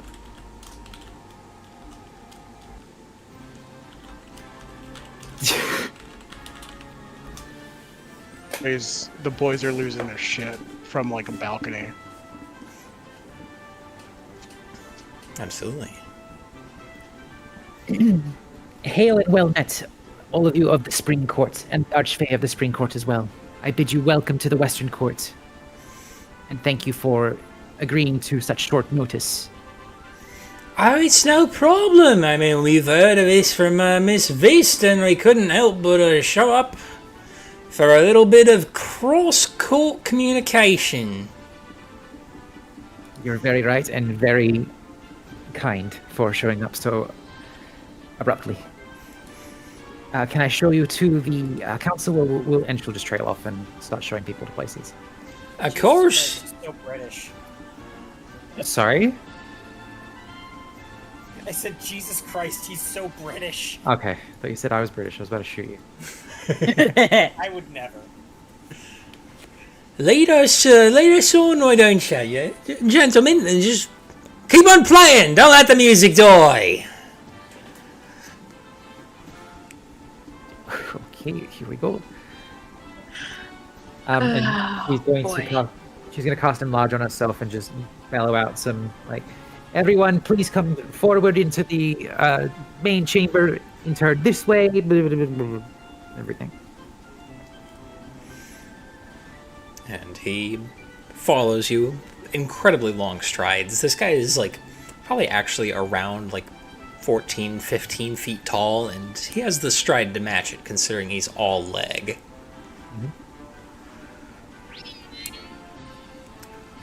So might I ask what the occasion is?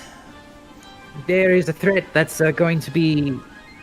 The council will talk more about this, but there is a threat that threatens the Feywild, all of the courts, and we are looking to... Atropus. Try and... Yes, I'm glad you know what it is. Absolutely. And my own friends telling me about that. Don't much like it. Yes, we'll be just discussing logistics, resources, troops regarding Atropus and also the Quori. What do you think the odds are we can just tell it to keep on walking? I can't really say, but much and more to discuss. Do you guys like tea? We can get some tea as well for everybody. I would love some tea. Gentlemen, would you love some tea? And there's just this cornucopia of, like, people Cheered. speaking over each other, saying, like, oh, yeah, I love some tea. Oh, tea's great. Yeah, give me some tea. Like my people. Tea it is. Okay, we'll have to get some of the lesser fated, and she'll start mulling over like what to do with them. Moving everyone into the through the chambers and up to the council's position, and also like converging with the lesser fate to like get people amenities and such, as per tradition. Absolutely, and they scattered getting all of this arranged. Cause like just watching in the distance, it's just like, oh god, this reminds me of old parties back over in Soleus that freaking my family used to toast. Chipper's gonna go over and give him a pat on the back of the leg. God. It's no worse than, the parties that my dad throws. You know how he gets to. Well, yeah, but there isn't like a billion of people you have to deal with at once. Yeah, but my dad is worth like a billion people. You know what I mean? He's Yeah. We'll call it even. How about that? Yeah, I think so too. And then Chipper will just offer some comfort. I'm feeling a headache already coming on. This is gonna be a long ass meeting. Yup. Emir's going to spot the crew as well and zip over. She's still large, so the teleport is a bit bigger. Good. I'm glad I forgot to mention as well. Save your names for the introductions. Don't give your name to any Fae. Oh, hello. Oh, where are you lot? They are representatives of the outside. I will be dealing with them personally myself. Please, if we can... She'll zip back over, and if we can please keep heading to the main chamber, everything will be discussed there. Well, certainly. I mean, I'm just trying to socialise. Not very often you see outsiders. Oh, especially yes, of course. Important meetings like these. I absolutely share your sentiment. Thank you very much for... I understand. Let's go socialize in the main chamber, though, if we can. This way. You guys just see Sylvan's grin, like, taking up more of his face. It almost seems like his head is getting larger, so there's more room to grin. That's my rule. This guy. Disarmingly friendly. Oh my god. Yeah, he's normal. It's just normal. All right. This is normal face stuff. This is normal face. Don't like that. According to the inside check, you love it, actually. Yeah, I guess.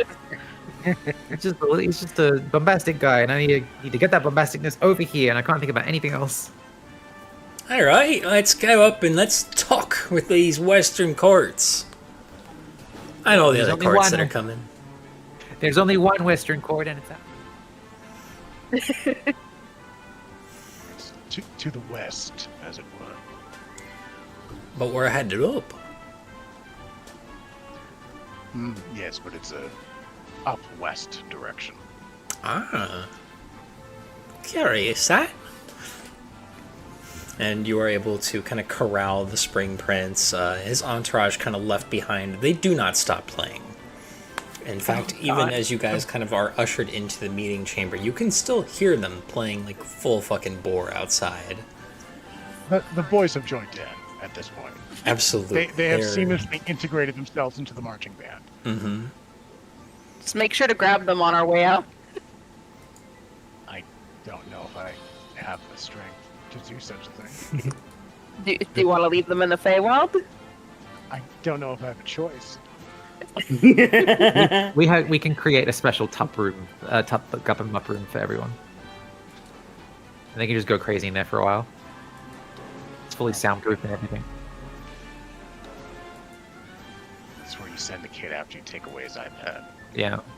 Whatever happens, happens. It's a lawless plane.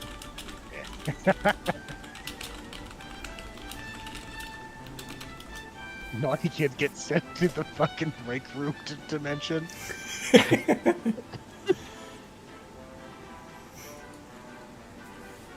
Between like barking orders and stuff, Emer is like being approached by another Fae, and she's like conversing with them, and then like returning back to like people are like approaching her. She's like telling people where to go, and then like going through the whole rigmarole. Absolutely. You do not recognize it, Clipboards but in at our some hands now. point, Edavist appeared and is just chatting with Sylvan. Sylvan? Mm-hmm. The Spring I'm thinking of Prince. Straza. The main guy. I'm thinking of Estraza. Sorry. Ah, yeah.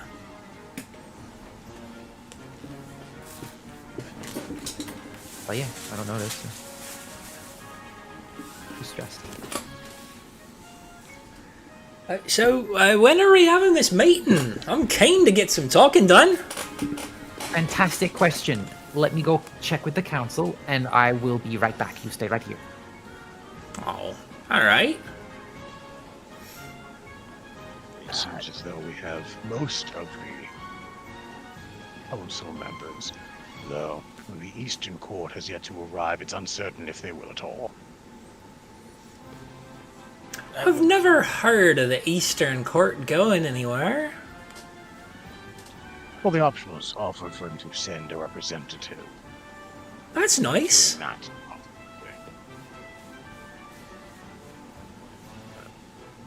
I suppose so. It's good to feel wanted. Certainly. How do you and... Well, I suppose how do you two know each other is a bit obvious, but you two do seem remarkably close for Archfey. He kind of looks down at Edda, who kind of like shrugs. Well, I mean, we've been Archfey for a very long time. Our courts are kind of related, as goes the arboreal cycle, and well, the other two of our kind are not especially sociable. This is what I've been told. Well, certainly fortunate for there to be two such jovial and generous Archfey amongst our ranks. Melikars? So how do you all know each other? We've all met along the material plane. Dire circumstance pushed us together and has kept us together ever since. I see. That seems to be pretty common for people of the material plane. A lot of dire circumstances out there. That's not fun.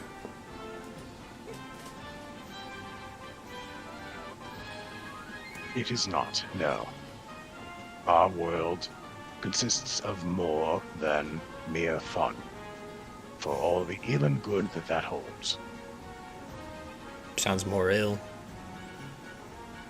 It often is. But that does tend to make the good all the sweeter.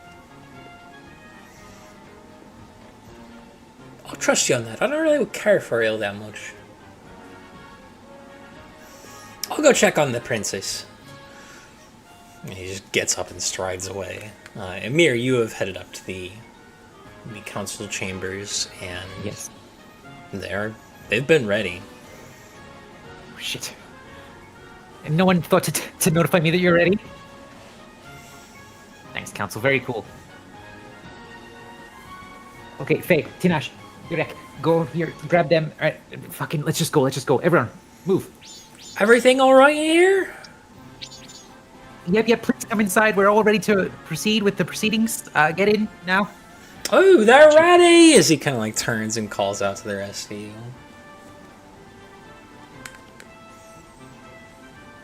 Yes, please, everyone head inside. Edavist, hello. Oh, sorry, everyone in, please. We must begin soon. The princess seems very stressed. as Fun for her. You're both right. Let's go. like Sirius like grabs Emir by the cheeks and is like, take a deep breath, okay? Growth. If you weren't an archfey, I swear to all of creation. Let's go, my friend. Okay.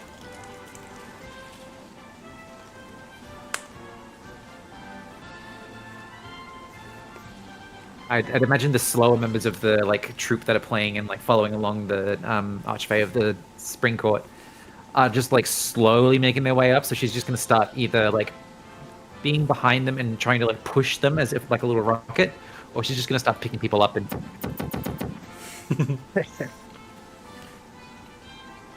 They haven't even followed. They're still down there just playing.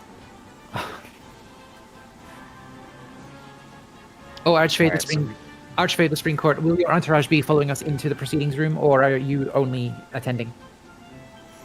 That's a good question. I just brought him for a little fun.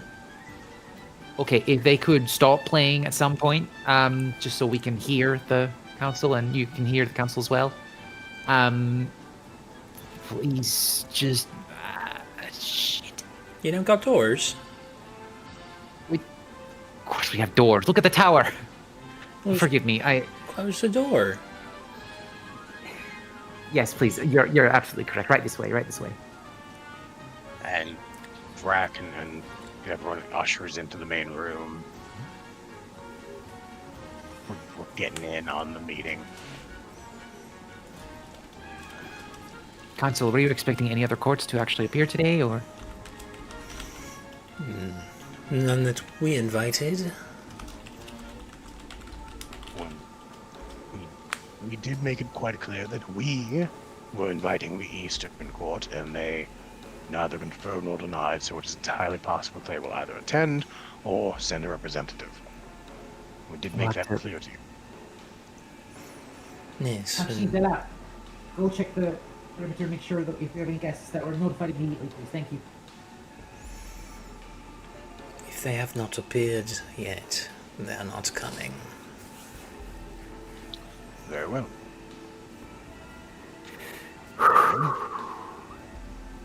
Suppose it best to begin. Come on in here. Zilzarus would be so embarrassed if he could see you stressing right now. Breathe. Sirius just looks at her and is like, what the fuck? The fuck? Would you like a nectarine? Say again, Matt? Would you like a nectarine? No, you're too kind. Thank you very much. I'll stick to the tea. Thank you very much. More for me. And please help yourself to any amenities, and she'll like gesture over to the side where like Faye are waiting and ready to bring over stuff. Nervously. Princess Emir, if you would, you have the floor for this. Thank you very much. Hello, representative of the Spring Court and also Edivist of the Autumn Court. Oh, sorry, the Archfey of the Spring Court, the Autumn Court, and representatives as well. Thank you very much for attending today. I'd like to begin by thanking you very much for making your way to our court.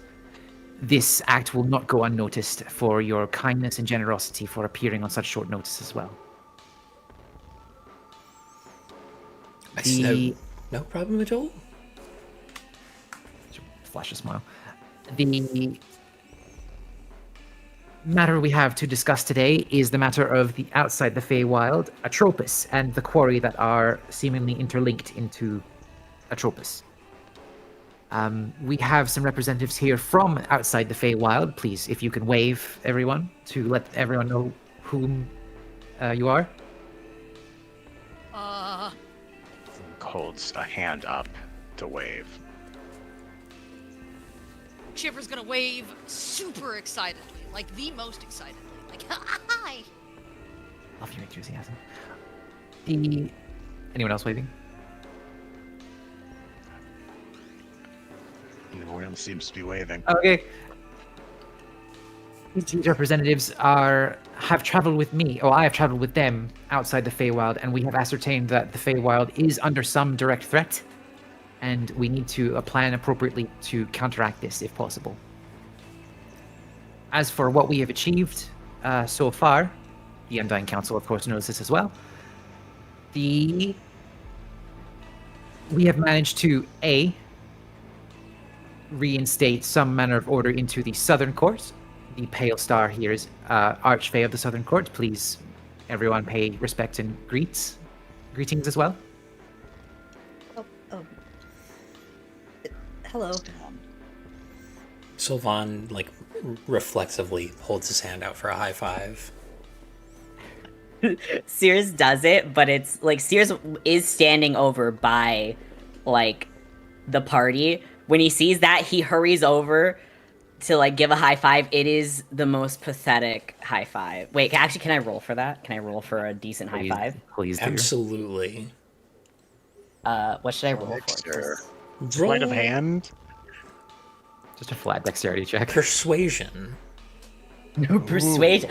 Ooh. You're persuading High my hand to five. get his? High fives are an act of enthusiasm. Hell yeah. Fucking nailed it. I will say, it is probably a little weird. You hadn't noticed it until now, but Sylvan's hands have an extra finger past the pinky. Oh. Cool. Okay. Which is a little off-putting, because most of the rest of his proportions are very, like, well, most of his aesthetic, aside from the incredibly fucked proportions, are pretty human. Or I should say pretty elven. There's a caterpillar. No, that's just his people. They're caterpillars. Oh, I'm stupid. You're not stupid. You're just Dumb. blessed. Oh, thank you, lovely. Blessed. She said with a smile that bequeaths something behind that. So Arrow, what- inside check for that. What do you need us to do? Fantastic question. Thank you very much for asking. The question we have is, are you able to discuss with us about sending any possible aid our way for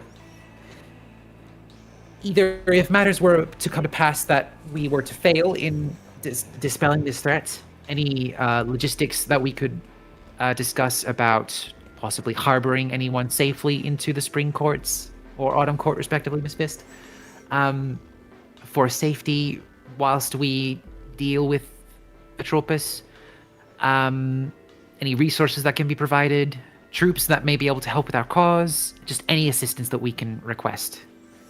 Well, I'm As for happy to offer a safe harbor. It's very generous of you. Thank you very much for offering. On our side, we have, as I said, reclaimed the Southern Court, and the Southern Court has offered its full support. Thank you, Pale Star.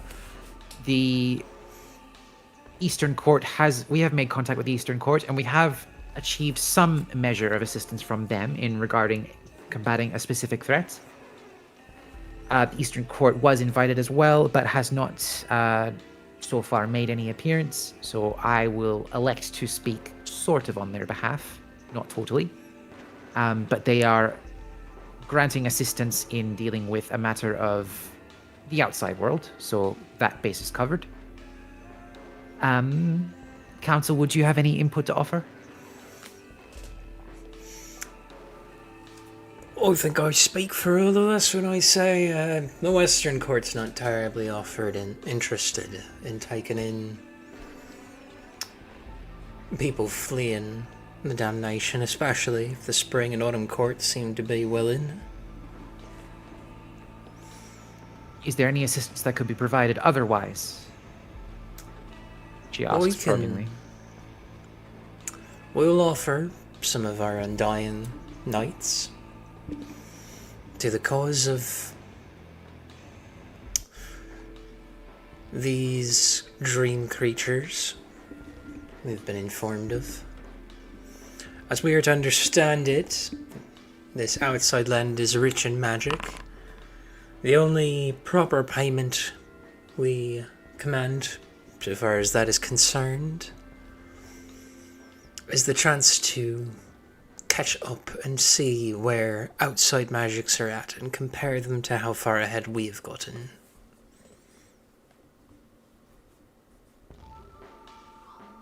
Thank you very much. We have Undying Nights. Aye. But you don't That must think have been. you don't think that the must have been runners do during my absence. everything?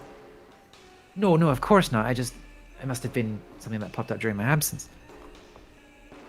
Our delegates from outside the Feywild, would you have anything to input as well, in terms of anything you would like to discuss?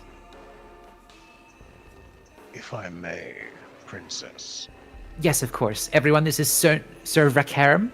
He will be speaking now. Well met. We've had the opportunity to meet some of you individually, but never before have we had all of you here together at one point to talk about what we are going to do going forward with both the looming threat of Atropus and the not quite as severe but perhaps more pressing threat of the Quori. Now, I have mentioned to those we've met previously the threat of the Quori, and it has been overshadowed by Atropus. Fittingly so. Atropus most definitely threatens us all. On this we are already agreed. However, to have the best chance at dealing with Atropus, we, those of the material plane who have come and beseech of your aid, do require be at full strength, to have all our resources made available to us. And to do that, we must reclaim our capital and expunge the Quori from our homeland.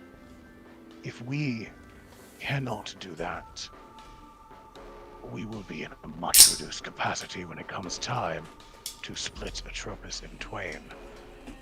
And I do not know if we will be able to, in this disparate fashion, offer sufficient aid.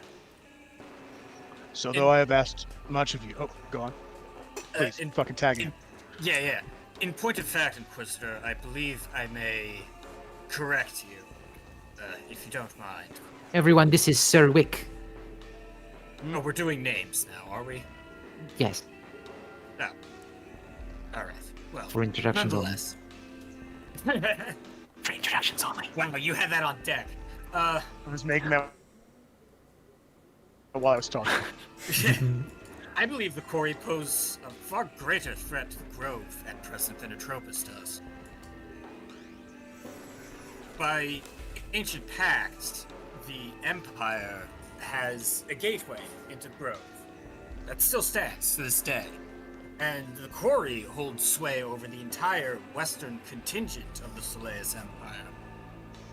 There is no reason to believe they could not access it directly.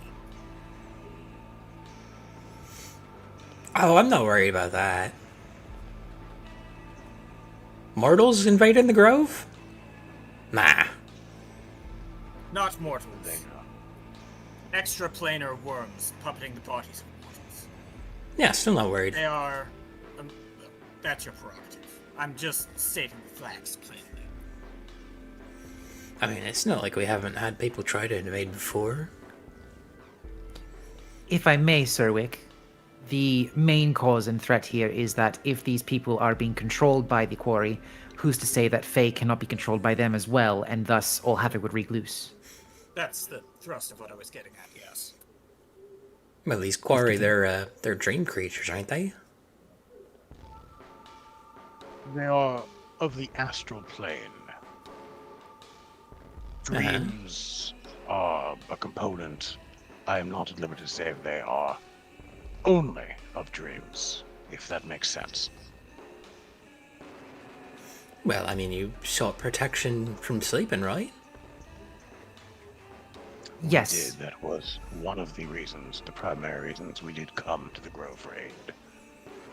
Most Fae don't have to sleep. This is true. Fae are wont to daydream, though. That's different. It is possible for us to say how different that is. What we know about the Quori is limited.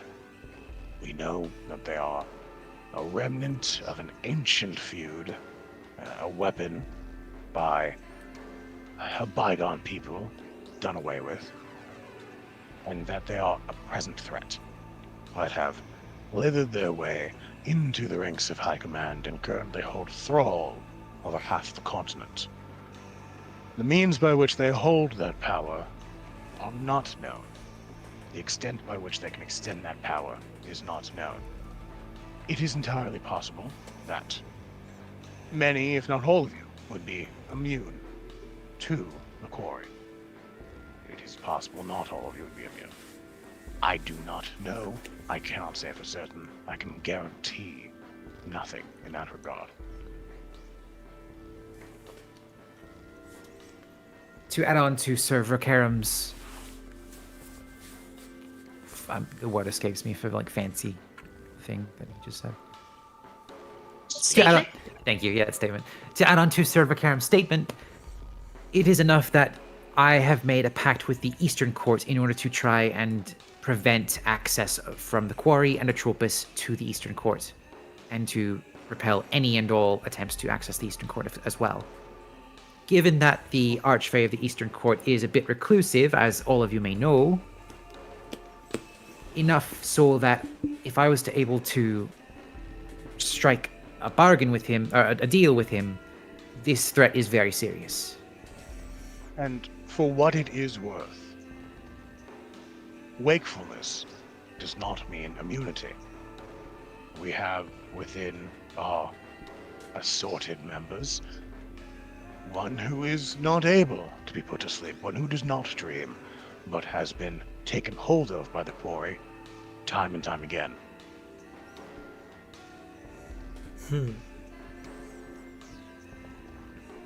Trying my best not to look at Wick. He's just giving that fluoride stare. Well, I don't know about you, Ada, but I'm in. Kind of gives a nod. Whatever help you need, I'm happy to offer it. And Drac looks to the Western Council, the Undying Council now. And they the three of them look between each other, and the one kind of shrugs their shoulders a little bit. What specifically are you asking of us? Well, we cannot you have to spare. We cannot harbor. Sorry. Go on. No, sorry. You go. Sorry. As previously stated, we cannot harbor any. This is to Vrak and the council. We cannot harbor any members of either outside the Feywild, any members of the outside the Feywild to the Western Court. But we have pledged the Undying Knights in order to assist with any matters outside as well. Is there anything else that we could provide?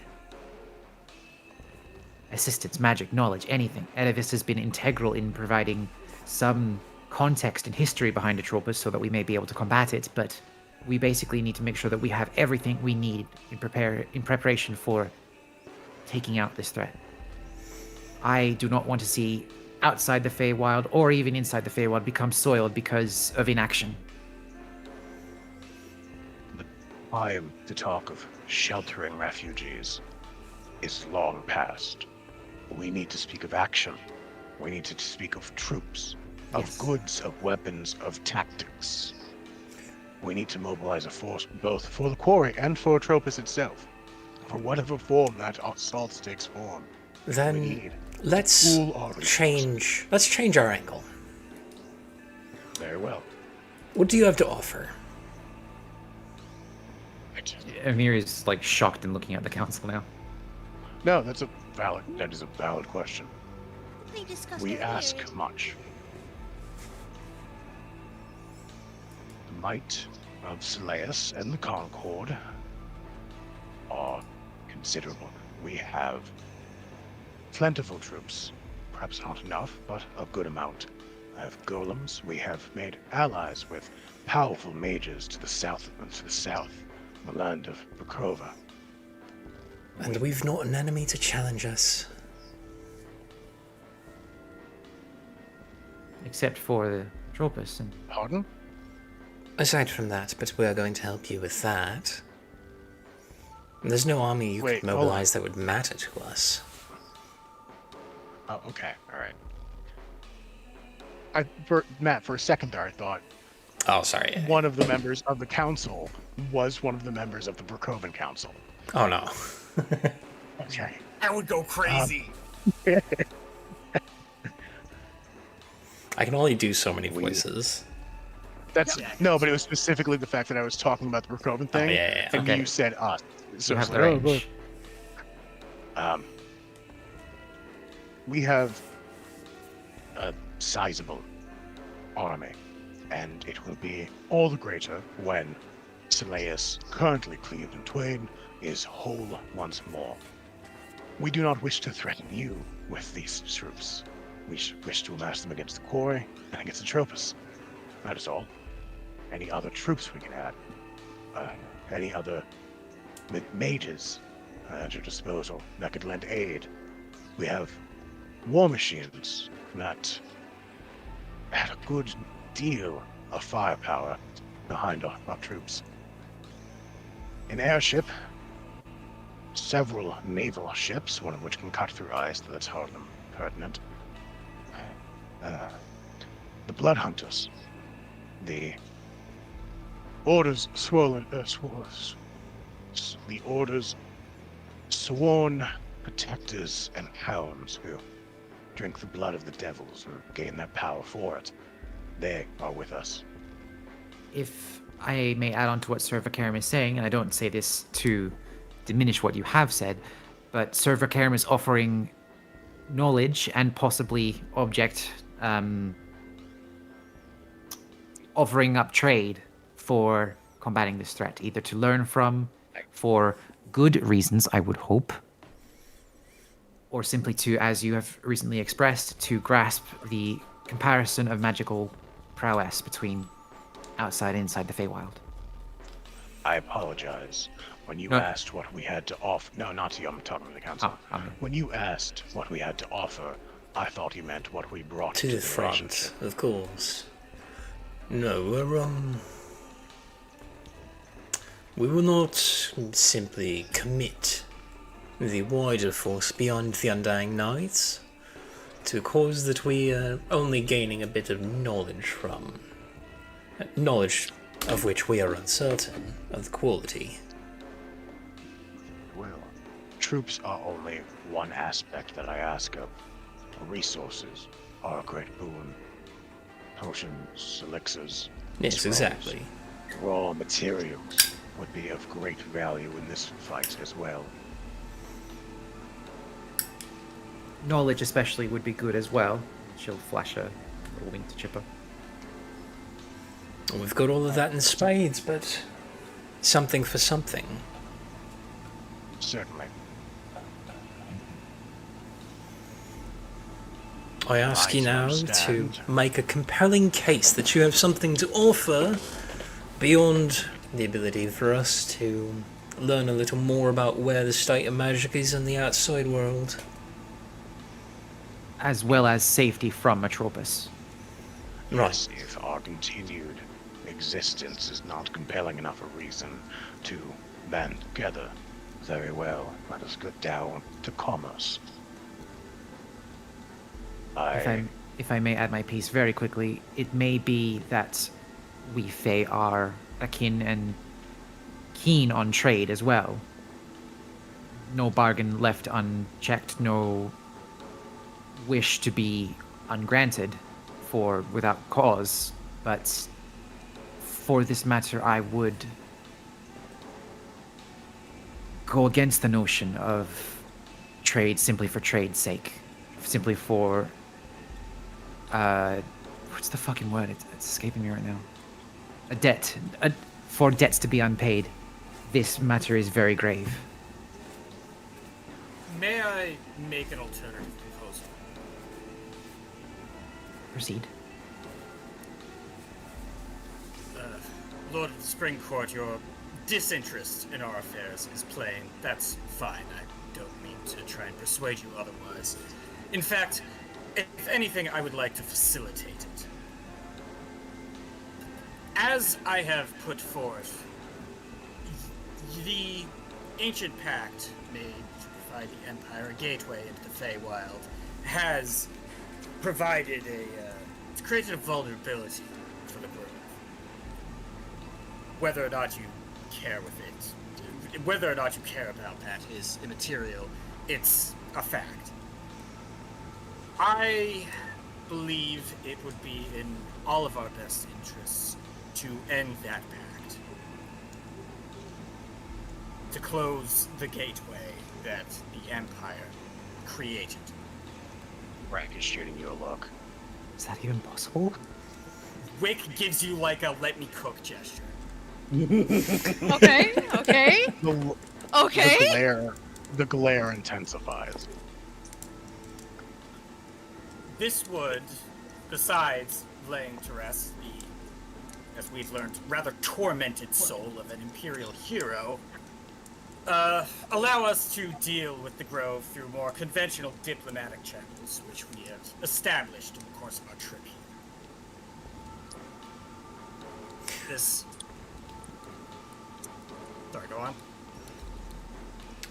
Remind me, my fellow councillors, the last time this troop came through, the Pale Star had intentions of doing away with the Archfey of the Southern Court, and we warned that in that vacuum, bad things can happen. To close that gate in Strazasara is going to require a much similar act of incredible violence.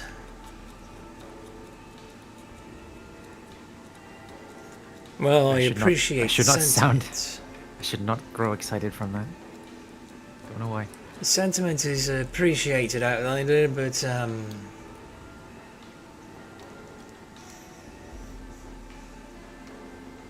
much like I told your friend, I ask you not make that lightly. Very well, it was just a suggestion. I'm but a layman in these matters.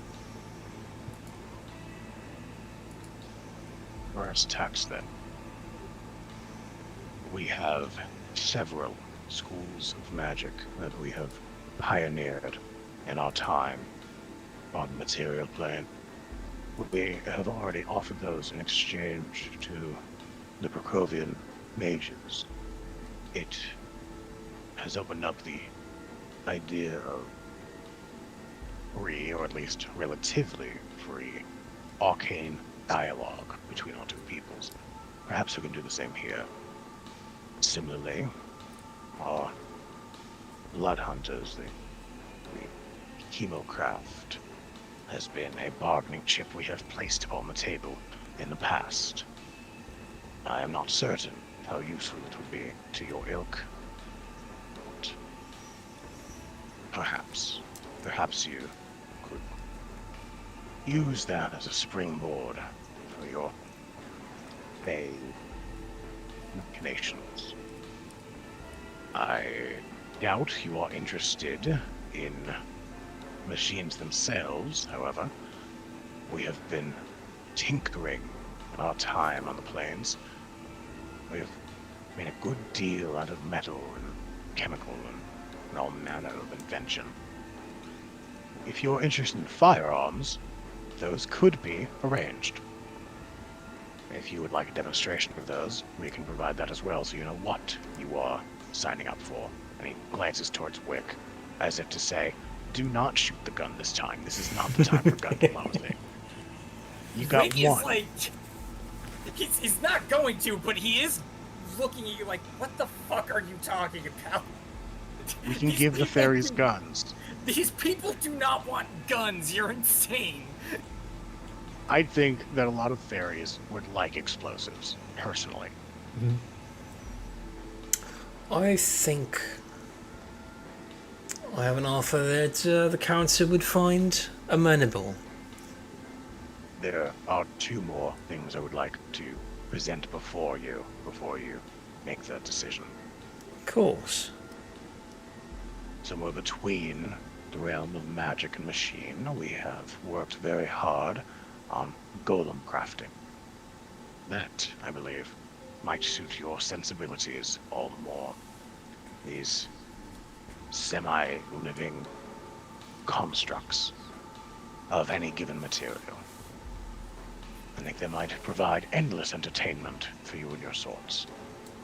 There is one more permanent, more immediate thing that we could offer you. We have at our disposal, in our possession presently, a tome of some considerable power that, upon reading, upon perusing, makes the reader bounds more intelligent, sharper of wit and alacrity.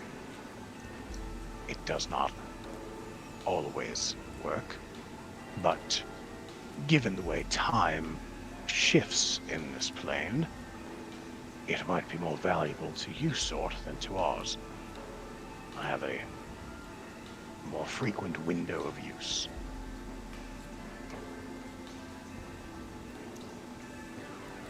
The tome is of some interest to us, to the council. We also find ourselves falling back on what your comrade said. The idea of forbidding the Fae, breaking the ancient pact.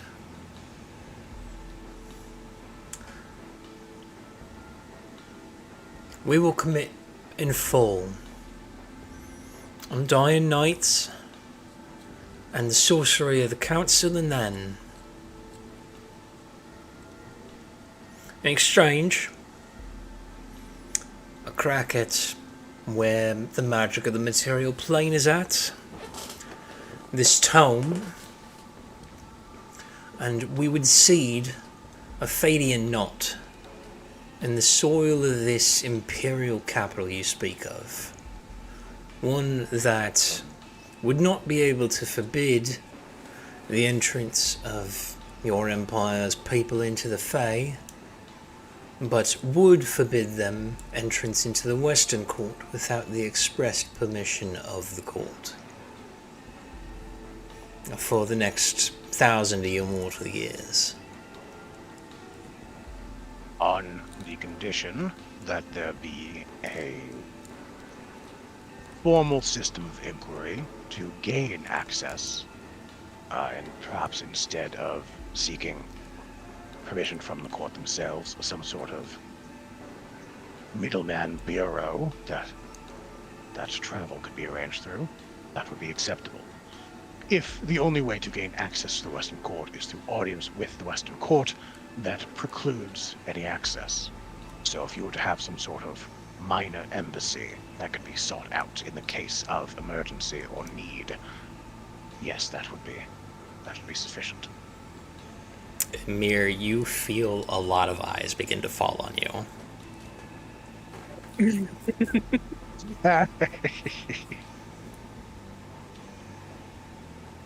Shall I address everyone's concerns? No, the council was going to ask if you were willing to do that. That's literally what I just said.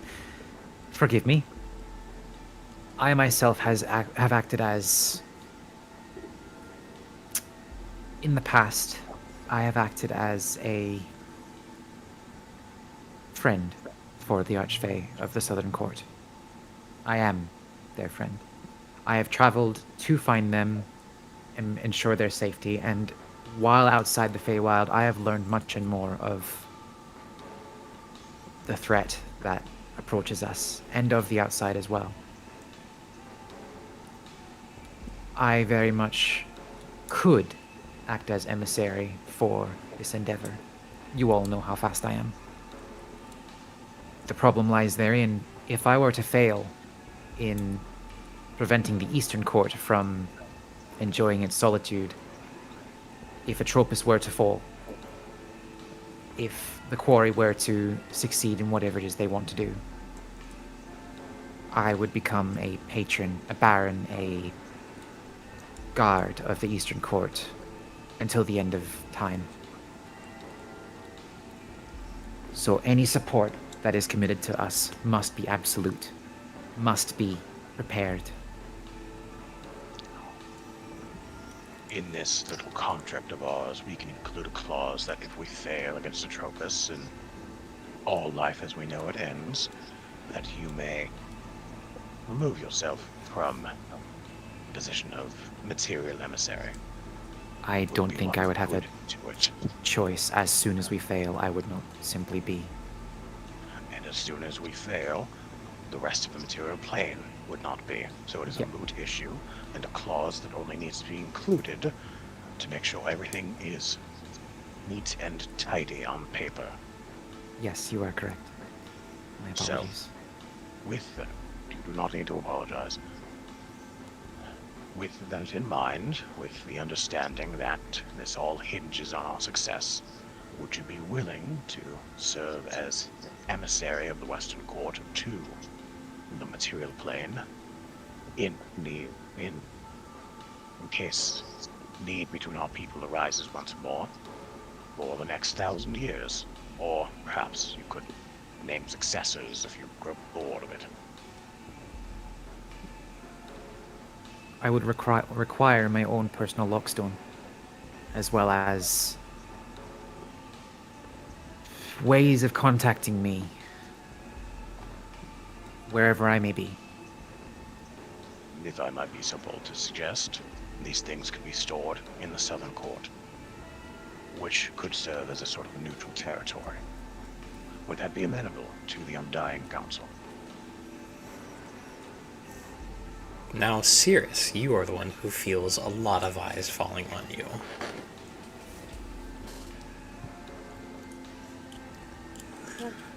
Well, his court's a little untested, so I'm against that. Untested? It's been around for a blink. That much is true.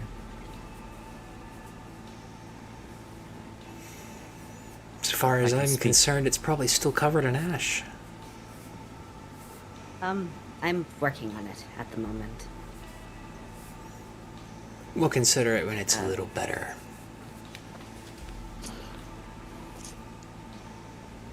I'm not certain we have necessary time for that much. However, I understand your concerns. So, let it be a working provision that it will be established sometime in the future by our standards of time, a 10-year allotment before any emissary is established, which would mean 10 years where no access from the outside could reach your hallowed halls. After that 10 years, if the Pale One still stands in his moonlight mausoleum, then the embassy can be erected, as well as whatever re-exchange of magical knowledge that we have agreed upon. If you would like, we can move the timetable from 1,000 years to 1,010 years to account for this slight shift. We'll maintain the 1,000 years, and in that 10-year period, we will evaluate the state of the Southern Court. We can deliberate where any such embassy exists at a later date. Would that suit you? Perfect. Very If well. I may add, the Southern Court will be... Sorry? I was just gonna say, man said Cirrus is getting audited. That's right. The Southern Court as it stands now is fresh and new, I understand, but it is far better already than it has been evermore in the past. It is better from the concerns of a moralistic person. We are not operating on concerns of morality. We're operating on concerns of security. I can see it is weaker. So we will give it time to grow and strengthen, and then it can serve as a serviceable in-between point, meeting ground between our two nations. Indeed. And if it cannot, we'll find another suitable location. Exactly. But I am quite certain it will not come to that. Are all present in accord with this concept, with this proposal? There is one more we forgot to ask. I am asking all now. Yes, but what would the Oberon like to add, if anything, as well? He is not present. Yes, but as Edivist may know, I trust her absolutely wholeheartedly, so if she was to suspect something... Claw's gonna actually glance over to the cat. Emir is gonna Brack's look... looking at the cat like, are you kidding me? Persephone has like crawled off onto into the side of the room and is like doing that thing where cats like lick the inside of their leg. Yeah. I know you can hear me.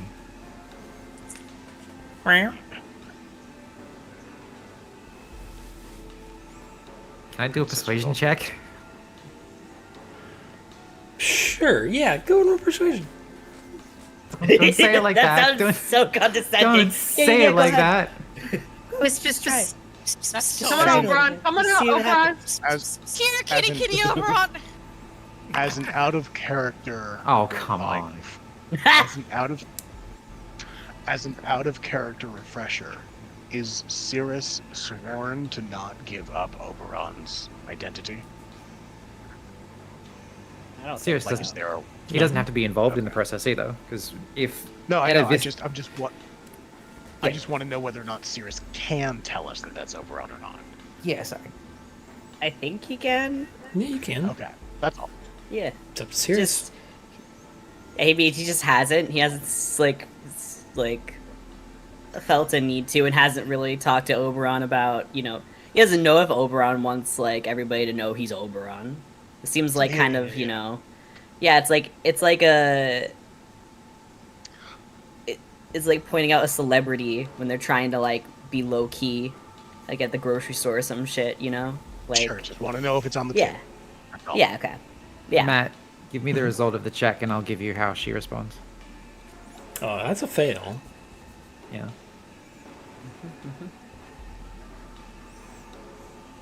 So just post the thing? no Persephone- response at all. Yeah, Persephone is still licking the inside of her fucking thigh. Emir is gonna just shoot her a very half smile and say, "It would be very funny to. It would be very funny to make a fool of me right now. You've done well. Forgive me, everyone.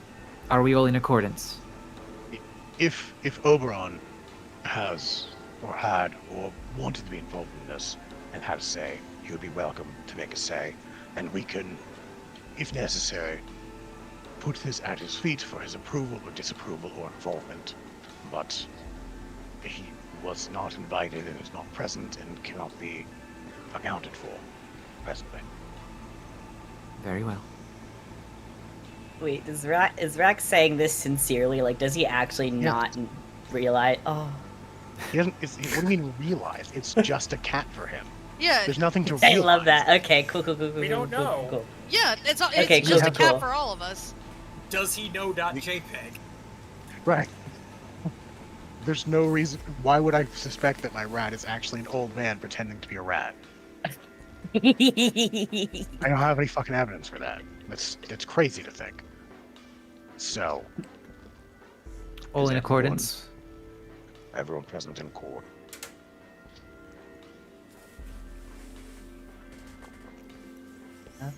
Yes.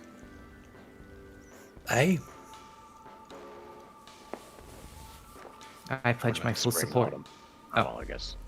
No, keep going. I pledge my full support as Princess of the Western Court. If I have to tear Atropus down hand by hand, I will. That's the happens spirit, afterwards. little lass. Who said that? Salon.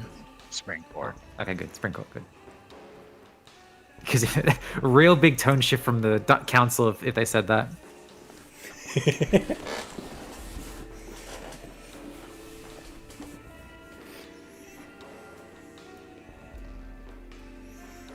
Now, autumn and spring. What can we provide? What can we do to convince you to provide all manner of material or personnel aid that can be expended? Nothing. I'm in. All in? Okay. Oh. Yeah, I mean, I just found out about a month ago, maybe more, that I've got a son out there. Yeah, I'm in. Why not? Congratulations on having a son. Congratulations on having a son. Yeah. Sir Vacarum is someone who has 3 sons, and he treasures them very much, so he can empathize. Okay. Pardon? The top weapon. Are they not your? No. I thought They're not even Oh, the same species. I don't. You thought they were my... No, they are another... Adopted. They are my retainers. They are my droti. You occupy a paternal position in their lives. This is indisputable. This is... We will discuss this at another time. I feel like there has been some confusion. Indeed. It's twice now. I've There's nothing embarrassed to him. be confused about. It's very apparent. Well, yes, it is apparent to us, but apparently it hasn't been apparent to everybody else, Wick. Twice now I have embarrassed myself in my position against several different courts. I'm going to ignore that for now. First time. Thank you. Won't be the last. Well, I thank you for your tremendous generosity and support. We can discuss the particulars afterwards. Atropus, you have been quite kind and generous in your aid so far. And once again, I must ask you if you have, be it tools, weapons, troops, homes, anything you can provide to this two-pronged war front we find ourselves upon. I will see about asking the dragons if they are willing to leave the court to do battle, but beyond that, I am only capable as an arcanist within my own court. Are you capable of producing magical artifacts, potions or scrolls or wands or something such within your realm that exist beyond your realm? Would that be at all possible, if I may be so bold? No, my magic is oracular. Regardless, your Like oral as in like speaking? Oracular, As in, like an oracle. Okay. So not like onomancy. I was about to have a teach me the Fey onomancy, sir. Exist. Your contributions, Miss Edivist, have been far and beyond what we have expected. Regardless, thank you very much. I think you will find my dragons offer a number of benefits, if they're willing. We will be spending some more time on the grove and making these preparations. About 4 months to be somewhat precise. Yes, that was the estimate. Would you be interested at all, or rather not interested, but willing to take on something of an apprentice in that time?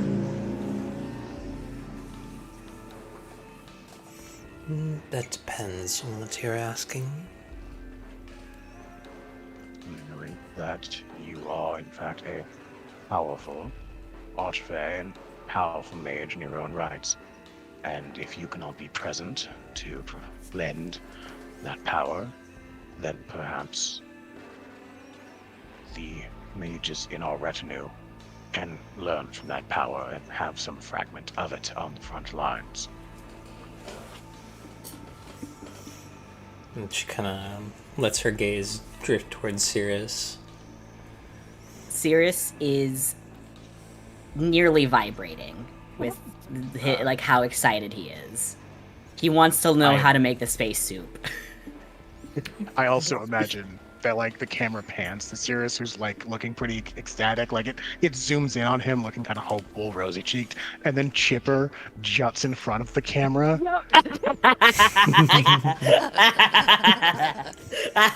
Chipper's got full feral. Yeah. We could do some more divining and see if we are able to extract any fragments of the future that could be used. Would be tremendously helpful. Thank you very much for your contribution. Spring Court, I trust that no one who would be harbored into the Spring Court for safekeeping would be... for safety, I should say, not safekeeping. Would be harmed at all? Or toyed with to the brink of despair? Oh, despair? No! No! Could you clarify what other emotions you think I'm implying? Yes. Well, I mean, you gotta play a prank every once in a while. As long as the pranks are harmless and sufficient time between them to let them rest. Yeah. Thank you very much. Edda! Council? How long is sufficient? It's mortals, probably a week. Oh, goodness.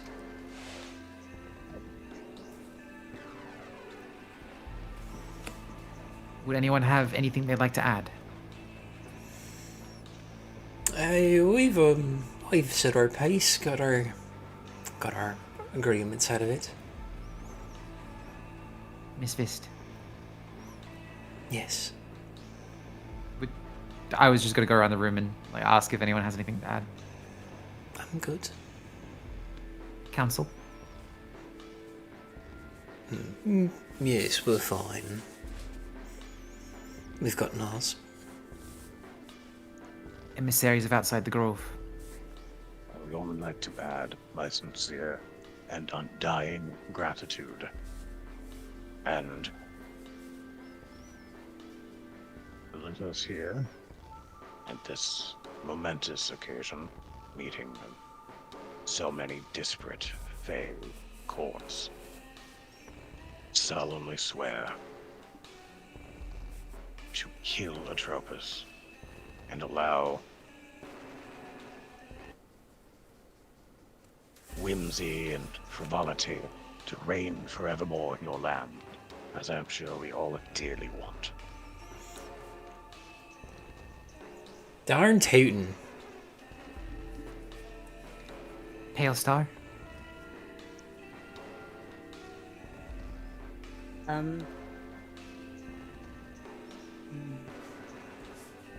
Yes. I think this has gone quite well. Perfect. I myself have nothing more to add. Thank you all for attending today, and I'd like to adjourn this meeting. If your archfays, if your simulacra require some rest or sustenance, we're more than happy to provide. Otherwise, thank you all for coming. Yes, I should probably be getting back to my realm for the time. And Edda kind of seems to fade, and Sylvan kind of like turns and kind of cranes towards the door. Yes, you may play as you leave, of course. No, I thought the whimsy. It's grown. The whimsy? People are having more fun down there than when we got here. Well, now and is the time to join them. Bolts up and just bursts out the door. And as you all kind of file out and follow, the boys are crowd surfing through an amalgam of Fae who have just turned into a full-on like music festival. Let's go. Yeah. Oh my And god, that- Vane would be so proud of them. That is where we're going to go ahead and end for tonight. Hey! Okay, Thank you, Nikki, Matt. we'll have to have book club next week. We're never gonna have book club. That's what I've realized. Is book club is. We're gonna have book club. I've been trying to have book We're- club forever, and none Nikki, of y'all. we're gonna have book club. Okay, all right. It is important that we have book club. Yeah. Okay, we will have book club. You will have book club. I will, for once, have the book club. Anyway, we will be back next week. Thank you all for coming out and watching, and happy Pride, kill a cop. Kill Ron DeSantis. Yeah.